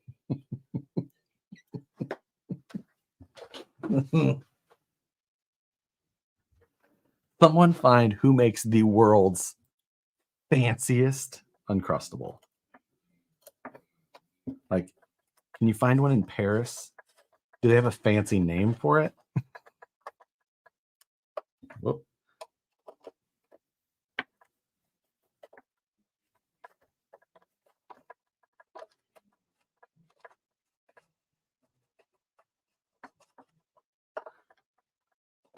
It's nice that the cage is actually attached to the chassis so that you can still lift it up by that without any fear. But I mean, speaking of a drag car like my crawlers, if you ever did you ever see my Speed Phoenix build? Because that's basically what that was. I mean, it was all-wheel drive, but titanium cage, narrowed body, slammed, full under tray. I lifted my Fordyce by the cage once.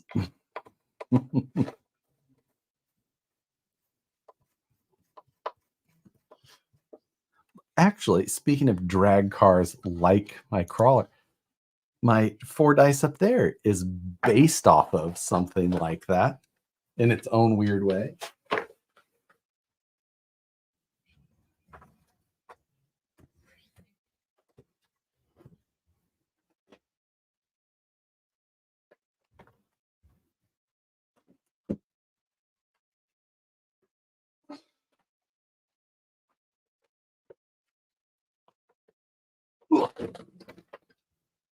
So this one,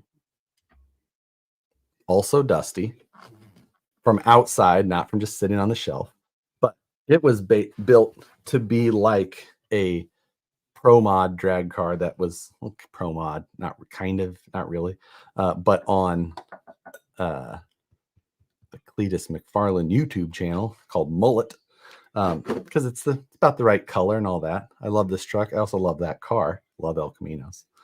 But underneath of it, I built the cage to be, like a funny car or pro mod style cage with the extra hoop in there. And then I built containment style seats for it. It's got the, the dash and all that. Got an engine cover up there right now, but just kind of that style. It has a parachute in the back. Can you see that there? Yes. Parachute in the back. Comes off though, of course. And then the battery sits down in there. If you grab it with your finger, you can slide it out and it rolls out. See these little side pieces here are rollers, because this whole thing, you plug the battery into this plug here. I really got it's so fucking annoying. Do that. I've been fighting that all night rather than just fixing it. So anyway, battery plugs into this. So if and then it is daisy chained up to this one. So that hooks into, see that in there, all the way up in the front, is the XT60 connector, and that's hard mounted into the cage. And that's mounted inside there. It's a tunnel. It all is fancy. All done to be fancy. What's under your passenger seat? That is the 299 LP, which runs the Dig servo.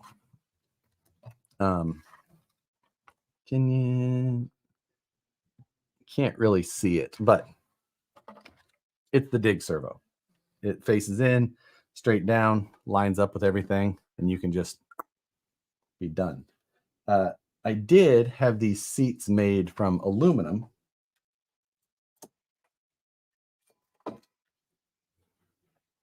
They're made to be a flat panel design that gets folded up into the into that shape. This is a 3D printed version prototype of it.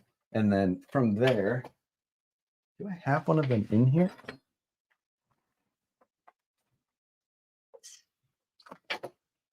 I don't know if I do.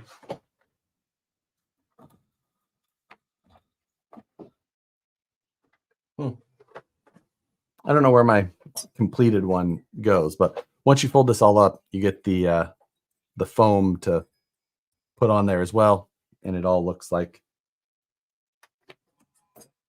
a fancier version of it. So yeah, for real. I'll make it myself extra. Aha, I speak French. Aha. Josh, did you store that RC with battery? Not plugged in, but technically, yes. I mean, I did it right before the show, just in case I needed to pull it down to show you guys. You know, so by the way, you're gonna have to change the Fordyce body to match the C7 Corvette. No, that is a different car. Leroy Mullet, no. But oh wait, you're the no, I'm safe. I'm safe. I should carbon fiber the whole front of this, but he does the drag and drive still with the steel hood, so I think I'm okay. But yes, this thing is solid. Of course, the 3D printed dash, and it's all custom, and the shifters, and this is the wrong engine. This is the wrong engine cover for sure. So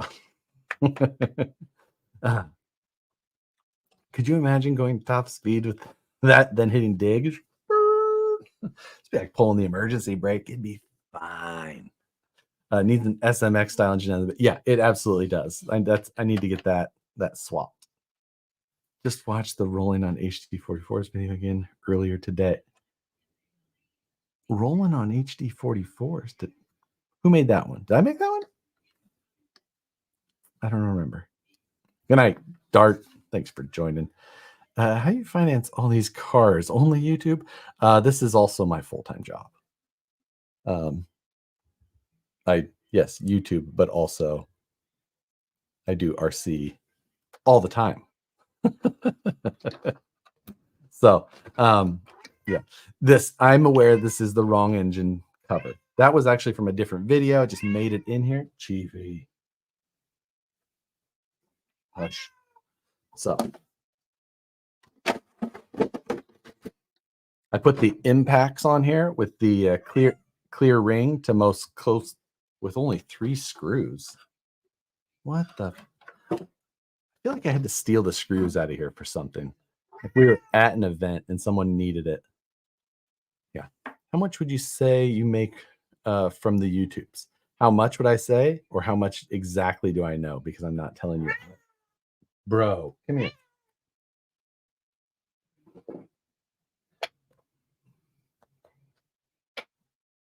Your cat's driving my Dane nuts. You good boy?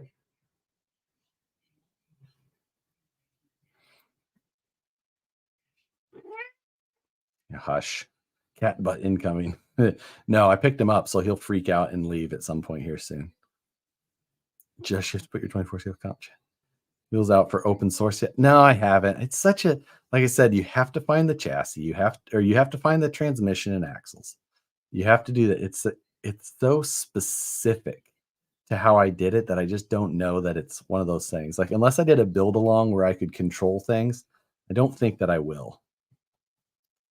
Is that cat 2 or 3S? This cat is definitely on 3S, maybe more depending on the day. Because when he gets his parkour on, is your current comp VRD there? It is not. It is at the office. Isn't it?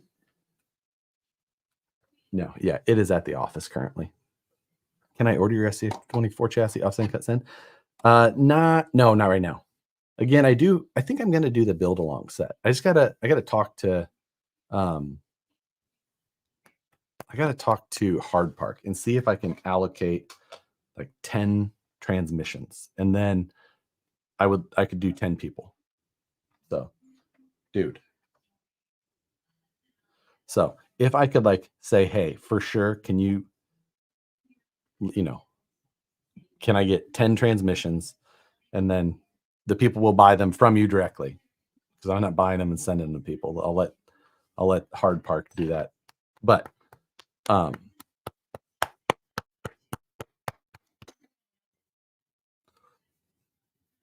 if I can do that, then I think I'll do a build along. So I just need to get a hold of him. Be a gentleman.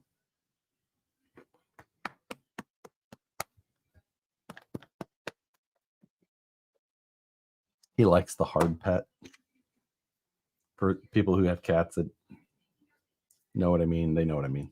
Do you have 124 scale axle preference? Currently, I like these little OGRC axles that are wider and they have universal joints.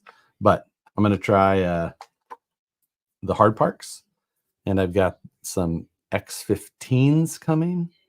And dude, your cats like being beat? Yeah. Like, no, not cats. Chief only. Sookie, not a fan. Chief, though, the harder you whack that cat, the more he's in for it. Yeah. And what were we talking about? Axles. So yes, the new Muse axles go. Yeah, I just don't. There's a number of things I don't like about them as much. Honestly, I don't. So far, I haven't found any of them that I like better than the OGRCs, because they've got they've got all the steering that is like is completely functional against there. So yeah, I've seen the Muse axles used. They're not the ones that I would, not for me. So did you get nylon or aluminum? Of what? I bet you would like the X15. I hear nothing but good things.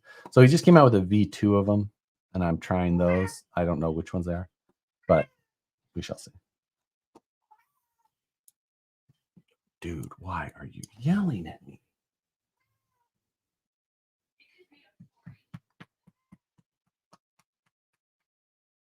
Pet them hard so they can feel it. Simpsons reference. Bro, I miss these Friday Night Eyes. Thanks, Buck Danny for president. It's every once in a while. It's not going to be a constant thing, but it's so good. Yeah. What are you doing? He makes the V2 in nylon and aluminum. Oh, cool. I didn't know that yet. I don't know which one I have coming. He had reached out on an Instagram post that I had made about something else and said send a message. He's like, yeah, here you go. Hey man, just like checking in Friday Night Jive. Ooh. I think that's a good name. We should change it.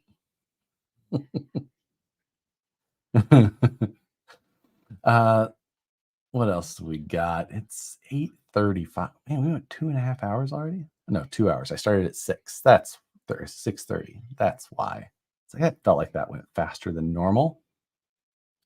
Um, t- the oh, I do definitely not like Muse, as they are just like just knockoff stuff. I don't think. So I will absolutely not support them having the chance. But with the yeah, with these axles, they've just been the ones that I think have done the best for me. I I like the shaft style. The knuckles have been what I've needed for modification. You can get the steering out of them that is, I can be functional with on these cars. I'm watching the live as I walk through my house and hi Josh. Hello. Tell Noah hello. Can you start over at the top, please? Eric, there has been nothing of substance. We have only been bullshitting about the most ridiculous stuff. Am I going to watch the Daytona 500? Probably not. Yeah, I don't watch as much NASCAR. I'll watch some here and there. But admittedly, I am an F1 snob, which I know alienates most people. Most people that are here. Those are the Super 8s. The Super 8s, these are the Super 8s. And I like these as well. I don't feel like they don't get as much steering as the OG RCs. The axles themselves, I feel like are definitely cleaner, but max steering angle of the OGRC is clearly greater. Like you can see how much more laid over they are. Trying to hold the trucks even and level is a big difference. So IMSA is better than F1. IMSA is fun. I do like watching an IMSA race every once in a while, but as far as like spectator side of watching a season long and those cars being on the track and watching those teams develop in the story, yeah, I like the F1 style so much better. I feel like it's just one of the easiest sports to follow closely with less effort. There's 20 drivers, there's 10 teams. 2 drivers per team. You can know every one of those drivers and remember about how they've done consistently. Even in a NASCAR, there's so many cars, there's so many teams. It just, you know, it's hard to follow as well. Yeah, that's the thing that I like. So I also love the analytics and the detail, the streaming, the every individual driver and race team radio you can get. I just love it. Yeah, I just like it. It's so much fun. Plus, it's like soap operas for men with all of the arguing and bickering, and it's so awesome. Australian Super V8s are some fun watching. Oh, the Australian V8, the touring cars and the Super Stadium trucks. I think that DK said some of the most fun to watch. Like door slamming and sliding in and three wheeling those trucks and the jumps. Amazing. But I'm not following a full season of that. I like watching the 5-minute video I get sucked into on Facebook of Super Stadium trucks or Australian touring cars. Like, I love that part. So, have you been to Sonoma? I've been there, but I've not got to spectate a whole race there. I would like to. Um, so this is actually a great. NASCAR lost me with the playoff stages, blah blah blah. So I kind of stopped watching before that, and then came back and watched that a little bit, and I'm just like, what is going on? Like, I do not, I don't follow. I can't understand. Like, I don't know what's going. I'd have to like sit down, fully understand, like, because like right now, I don't get it. I don't know what they're talking about. Like, oh god, he'd get burp. I don't know. I don't know.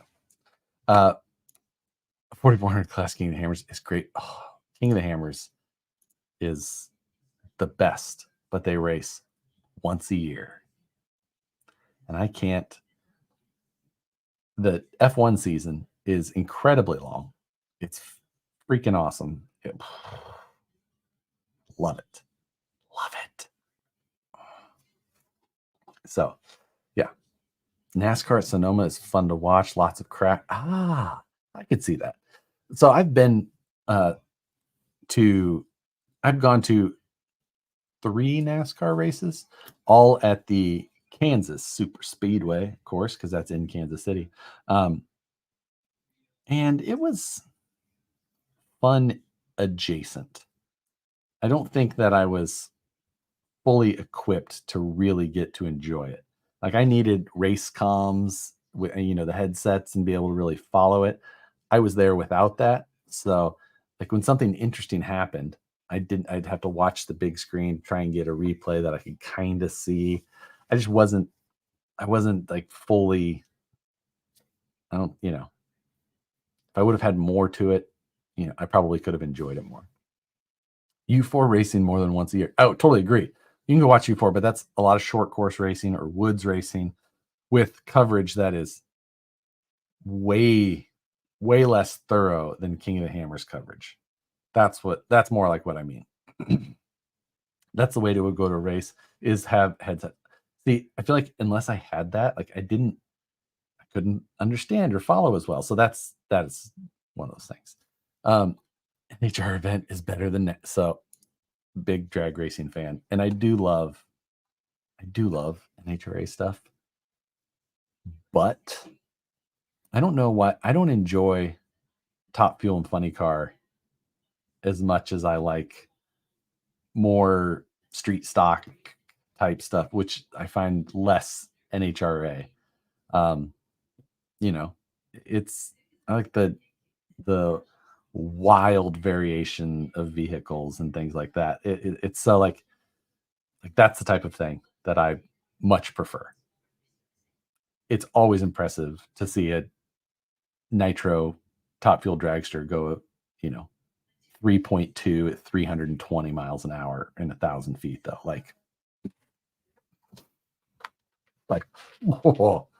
Have you done RC drag racing? I have, like, once or twice. Was not for me. It is not the type for me. You see Cletus race the Top Fuel dragster. Yeah, and it shut off Ruby as it went by.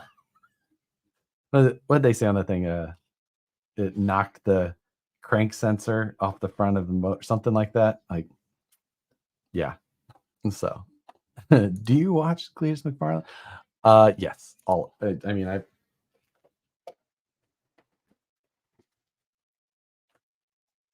got a Jack Stan Jimmy hat there. I got here spray and pray shirt. I got the anti wheelie wheelie club shirt with the so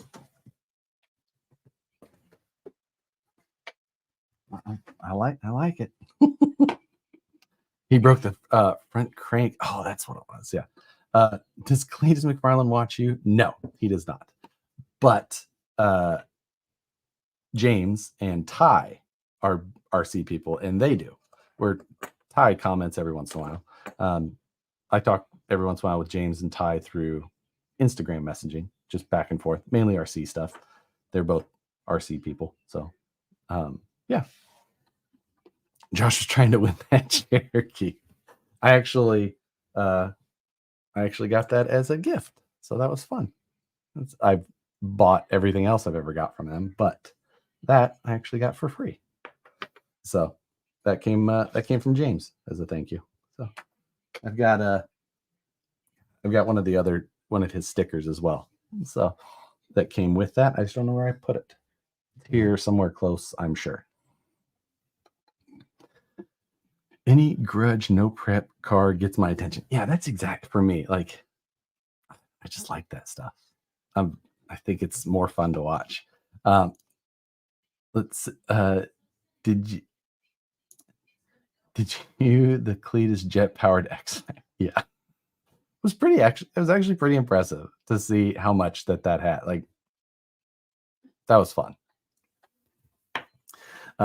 Just ordered 3 stickers. I know they've got that promotion going now. Like they're giving away a bunch of RC stuff, and like everybody wants to win something always.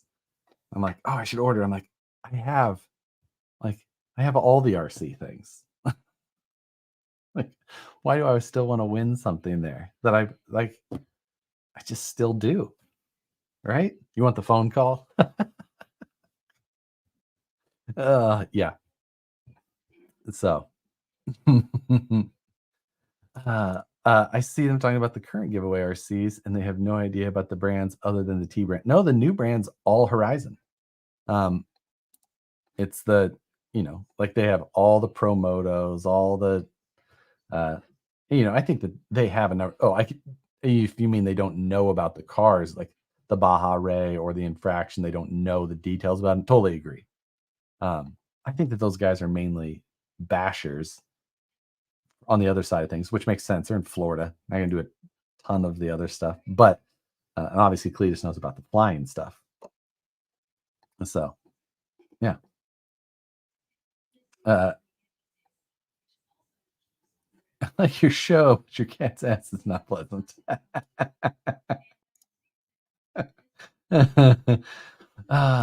Ever since your infraction build, I want to build one so bad. I need to get that out again. It's so much fun. Buenos dias. Yeah. That and streetcars, like the Old Man's Garage, Malibu, have their own kind of excitement as well. I actually don't know uh, Old Man's Garage, Malibu. I don't think I know that one. Um, yeah. Do you use K&K hardware? I don't because I have hardware bins that I fill up my case for at work.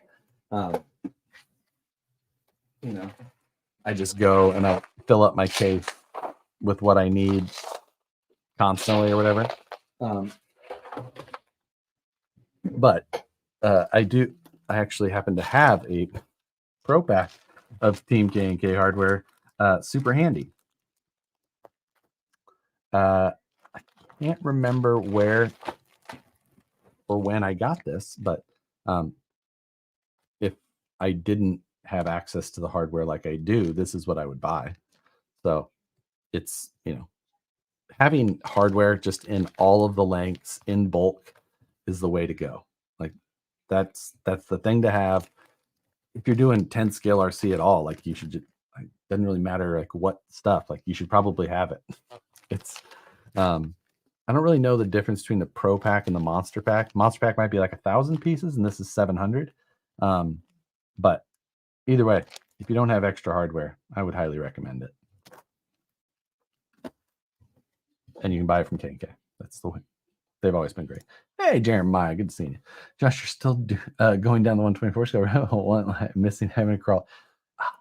You know what? Missing things every once in a while is good because then you get back, you're like, there it is. That's Monster is 1,500. It's worth it.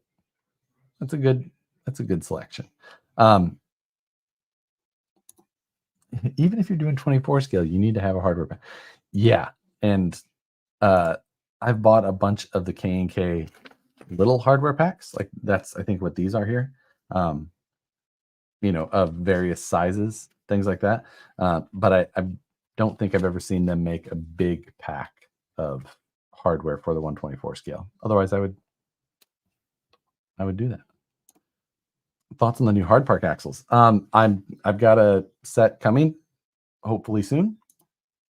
I know he had an issue with the pins having an issue and walking out. So that's a unfortunate thing, but good thing that he caught it first and hopefully gets that taken care of. So the width and all that stuff is I'm looking forward to trying it out. I'd like the adjustable caster. So yeah, that's where I've got those, the X15s, the I'll have a bunch of different axles. We'll see what to do. See what to do with it. Is there a company that has something like that in aluminum or titanium? Not that I know of. It's always been tough. How about those Chiefs? Yes. Kansas City. Josh, I got a screw in for a hardware store. Awesome for keeping bulk stock. Yeah. I mean, you get the whole thing. Nice. How did the first pull of the Lexan body design for your 124th turn out? It actually turned out pretty good. So the detail came out good. You can see my door lines are there. It goes up and on the top like a gull wing door. You can see in there. So the detail all came out. The side vents all came in well. Rear window, like for a homemade body, like pretty pleased. I'll run it. So that's the I'm not disappointed with myself. IFS, IRS rigs. Any place in crawling you think in the near future? Nope. I don't. Steering angle isn't as good. The way that things get, like, no. I don't think that you'll find any place for them in a reasonable way. Josh, you missed a super chat. No, I didn't. Thoughts on hard still going to? No, I got all of them. Let's see. How did you make that? I designed it and then I vacuum formed it because I have a little vacuum former. Let me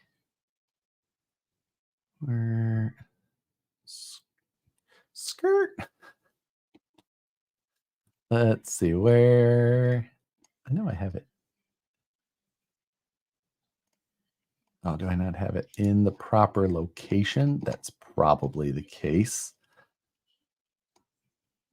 And there it is. Close that. Did you print the buck? I did. I 3D printed the buck and I sanded it and smoothed it. I left it at work, so I can't bring it here. Super chat. I'm just saying the words.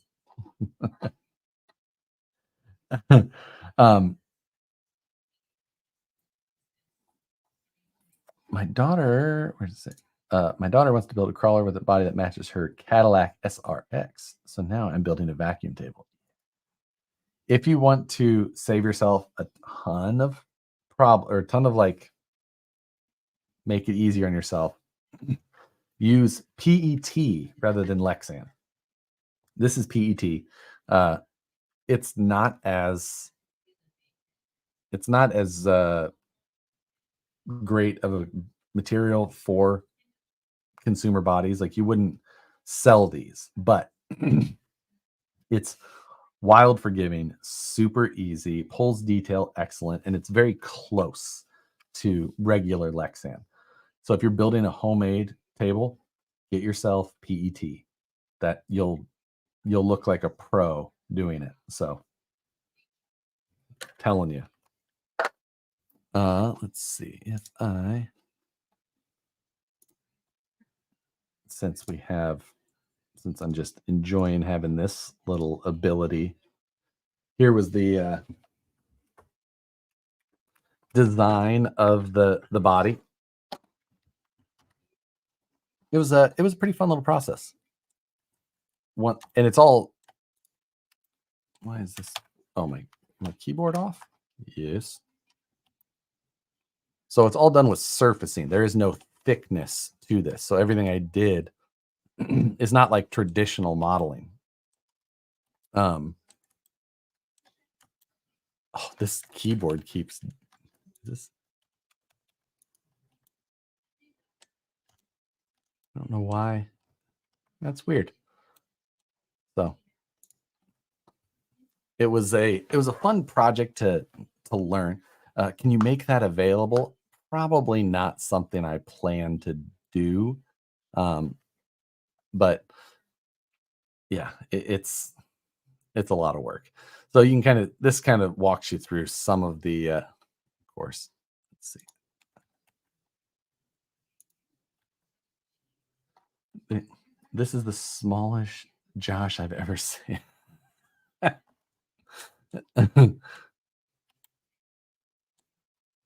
All right, now I'll hit the play so that it's the best size you could see.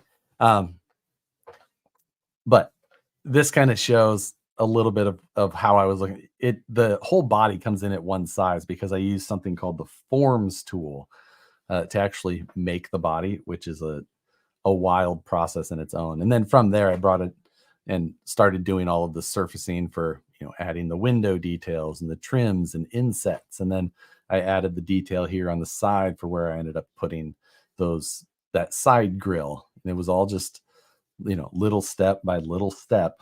That's your CAD program you're on now? Yeah, this is Fusion 360. I'm just hitting play basically, and it will kind of go through the steps that I took to get where I did in the end. Um, so it's it's a whole lot of process for exactly what I'm doing, but this was just like I'm putting in the body lines for the door right here. So doing all of this weird offsetting and shapes to make cuts and then offset and change the heights of things.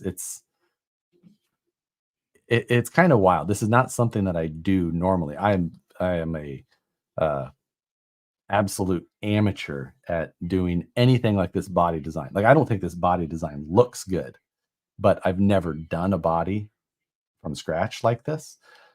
Like the Porsche body I did with guides of a Porsche model, and I was able to make that um, into something that was like a Porsche.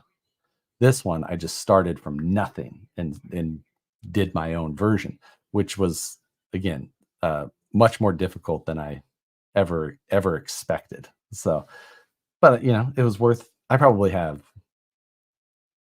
Oh God, I don't know. I bet I have 20 hours in this body, like easily. And it's not something that I'll do anything with. I'm not going to produce this body or anything like that. It was purely for a learning experience. But I just really enjoyed it. So, yeah, it's going here. I was doing the door handle detail at this point. It's at the end, it just gets into these little minor details in and out to, change this little thing. You can see all those little steps moving at the bottom. I was like, every one of those things, even though you can't see it, I'm like breaking apart a model and then recombining it so that I can do a cut here or there with just existing pieces, deleting half the model and then mirroring it again. This was changing my fender. Oh, this little line here is so that I could create the line that goes around to create the skirt. And that whole little tube section there was so that I could make a half moon indent or semicircle indent to create the body cut line around the entire mold, which is what you just saw there. And then once I was all done, I made a copy, deleted the whole thing again, and then left just the outer body. It's a ridiculous process. uh this is me just going in and uh deleting 1,000 little surfaces and changing things around the outside of the model. Dancing right.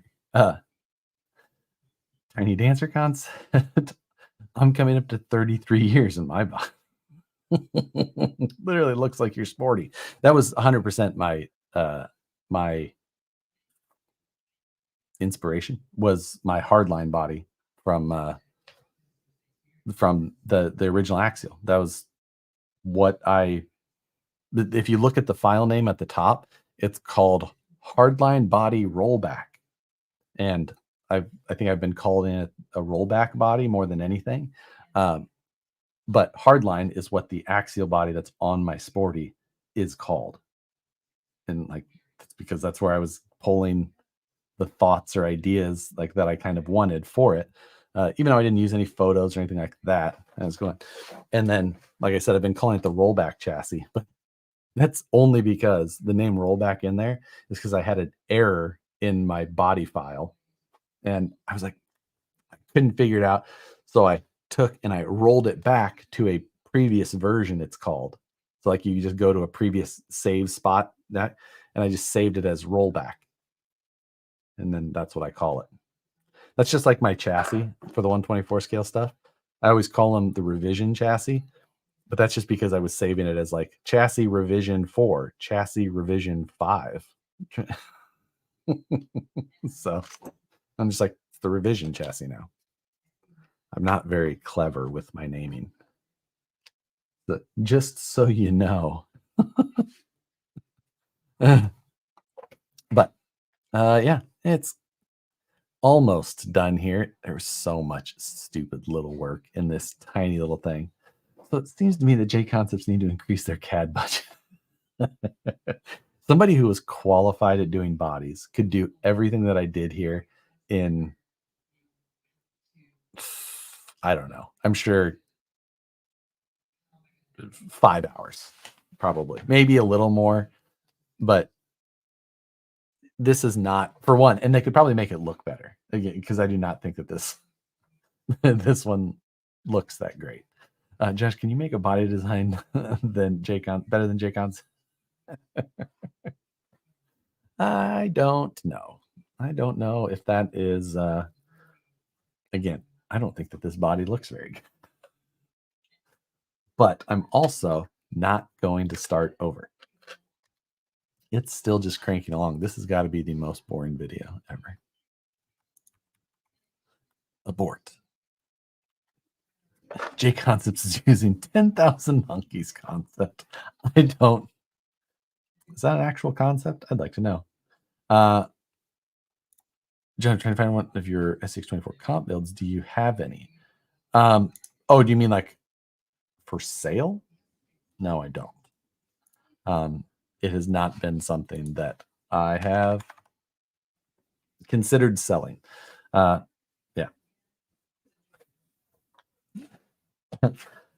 No, you deleted that video. Do you see the Proline Dodge Dakota? I did. Looks like a Dodge Dakota. I don't know if I can be on board with that. Dakotas are just the worst. They're just the worst. They weren't always the worst. I agree, but man, they sure are the worst now. I need to replace this keyboard, I think. So, anyway, talking about how I 3D print it. I have 2 models because the you have to 3D. Oh, this fucking keyboard, and it keeps dying, so I can't hold shift. But this is the model that I actually 3D print. And when I was talking about that body line, you see how I've got that undercut there, that half circle. That's so when it vacuum formed, it left that nice crisp body line all the way around. And it was so easy then to trim it to exactly the size that I wanted. So that was how I accomplished that. Kind of made for a interesting. The rear of this, I don't know, this whole body is fairly ugly, but again, it was just trying things. Like I said, I've never done it, so it was just a first shot, something to. Could I do it better? I don't know. I don't know if I'm capable of designing it better. Could I make it look like could I make it look like something? Like, could I do a Ford Ranger? Also, probably no. Like, oh, it's just, all my super chats lead to Matt for that comment. I love my Dakota. I owned a 97 Dakota. It was yellow. It wasn't, so the RT was the 5.9, right? Because I think ours had the 318, which was like the what, 5.4, 5.2, something like that.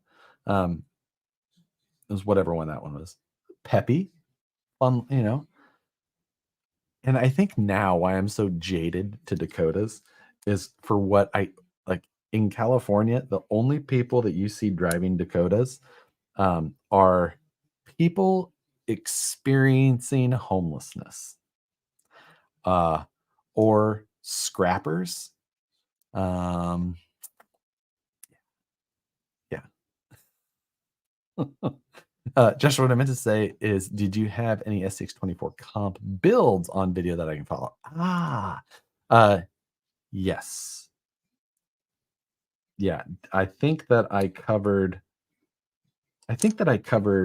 this little guy, this red one. And I mean I definitely did the four-wheel steer first one I did, but I think that I did this one as well. Pretty sure. Um yeah. Wait, because it's 10 scale. Sure. I had a 98 Ram 1500 Sport, blew it twice with Ken Bell supercharger. Yeah.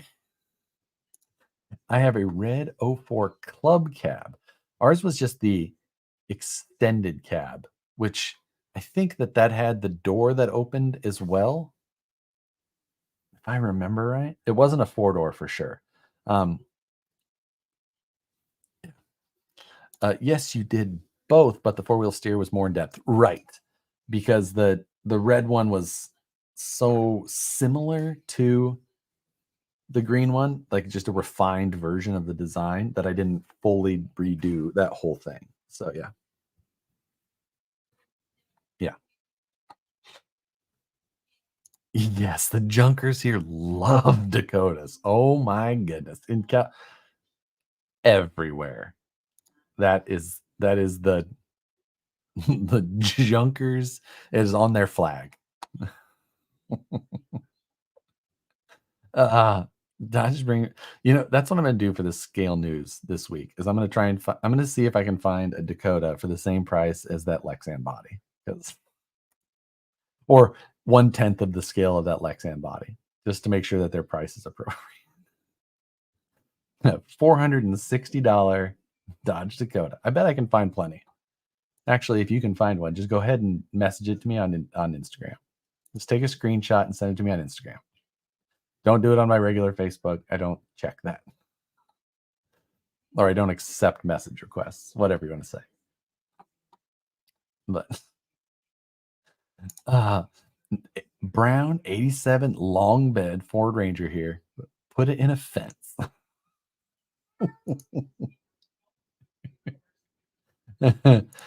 Does Vanquish still refuse to build 124 scale? Yeah, it's just like the parts are so tiny. They would have to be so expensive for us to make them. It just doesn't seem to make any sense. So, I mean, if I really wanted something, I'm sure I could make it happen, but I'm just having fun. Like I said, I'm just comping. I'm just here for the comps. I'm not here for a good time. I'm here for a long time. Wait, I'm here for a long time. I'm here for a good time. Stuart Jackson, thank you very much. First ever super chat on this live stream. Thank you very much. Hi, Josh. I have a set of Incision 90mm Scare Shocks. Do you think they are suitable for a 1.9 Capra? Yeah, sure. 90 millimeters a good length. The Scalar shocks are the smaller diameter, so you're not going to have as great a damping. I like the SADs a little bit better for that case, but either way, I would absolutely throw those on over the stock long shocks that thing has to get everything a little bit lower.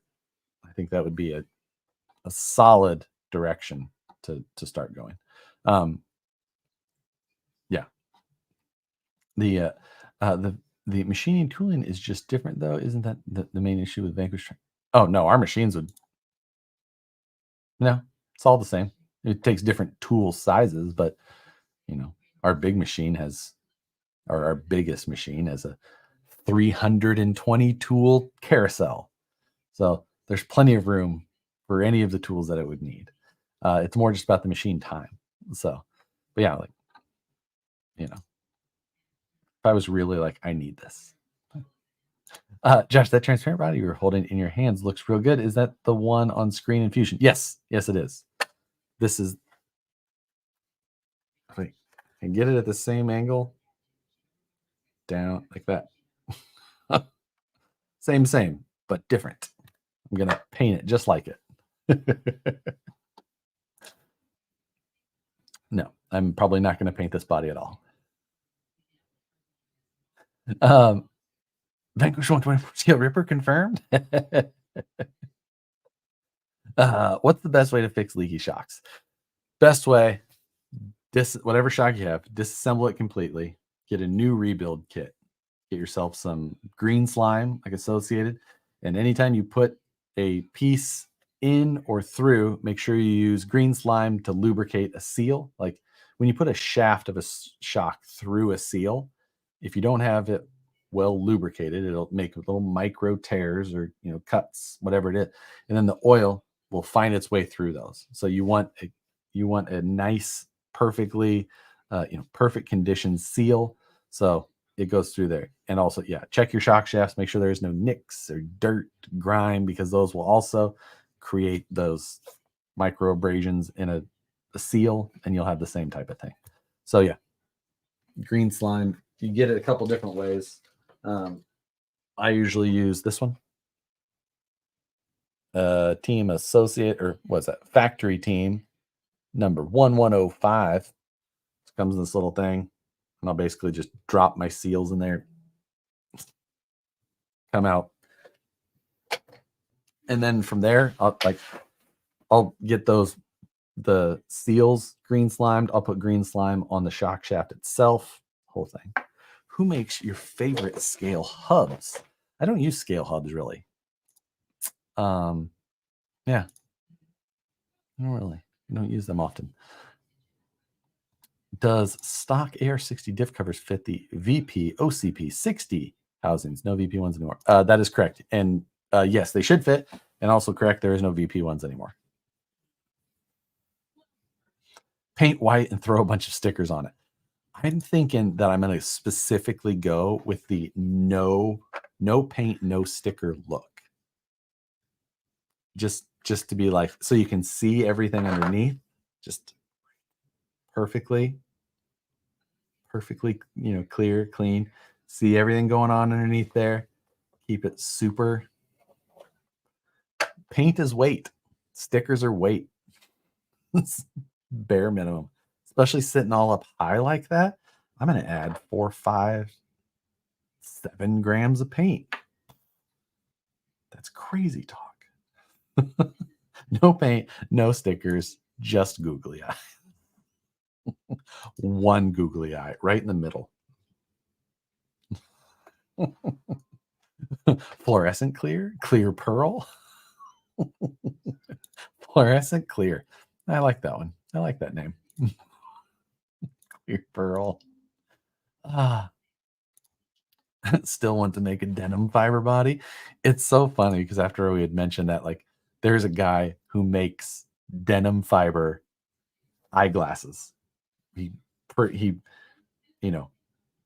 processes a whole table of denim fiber, the resin, squishes it down just like a carbon fiber, CNCs out the everything. Pretty well. Josh, did you do the transparent body mold at the office? Nope, I did it here. I've got a little vacuum former that I have here, and it's easy.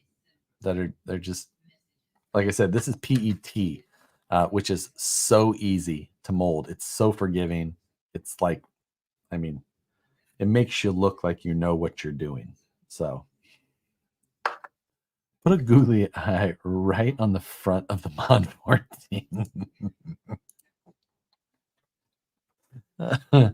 Lucky's RC Adventure. Thank you very much. No paint, no stickers. What are you, an F1 development team? Exactly. It's just all raw carbon fiber.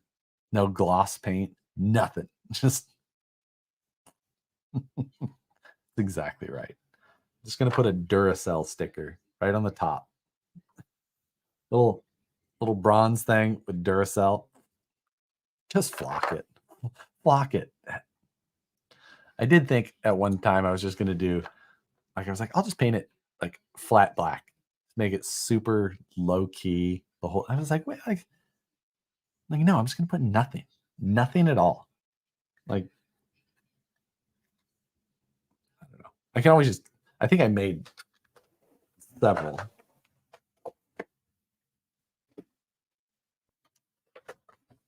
I didn't wash these, so they have mold release on them still. But, you know, you waste a lot of plastic doing vacuum forming, at least because my vacuum former is one size. It is not an adjustable size. So you have to use this size sheet.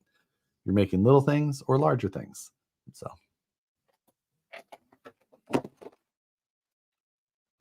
I got spares just in case. I'll paint one of those. Oh, now he shows us the supply. Needs a mini Matt driver figure. I put a little Lego guy in there. Let's see.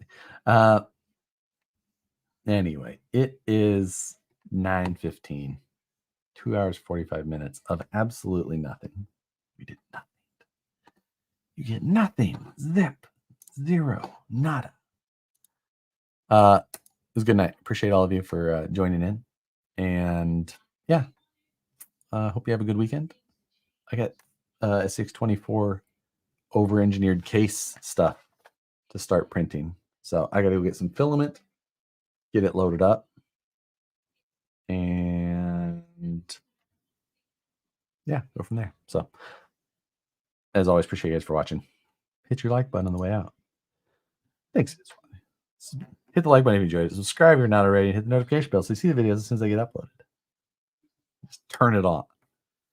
Very funny how the difference between scale news talk and live video talk. Same person, same terrible jokes. Different voice. Now I have to rewatch from the beginning. Thanks for joining, Eric. Glad that you can catch the rest. Night, everyone. Yep, we'll see you Wednesday for the next live stream. Unless I live stream from the comp. We'll see how far the case gets. If the case gets way too far, we'll do a video. Appreciate it again, guys. Have a good night.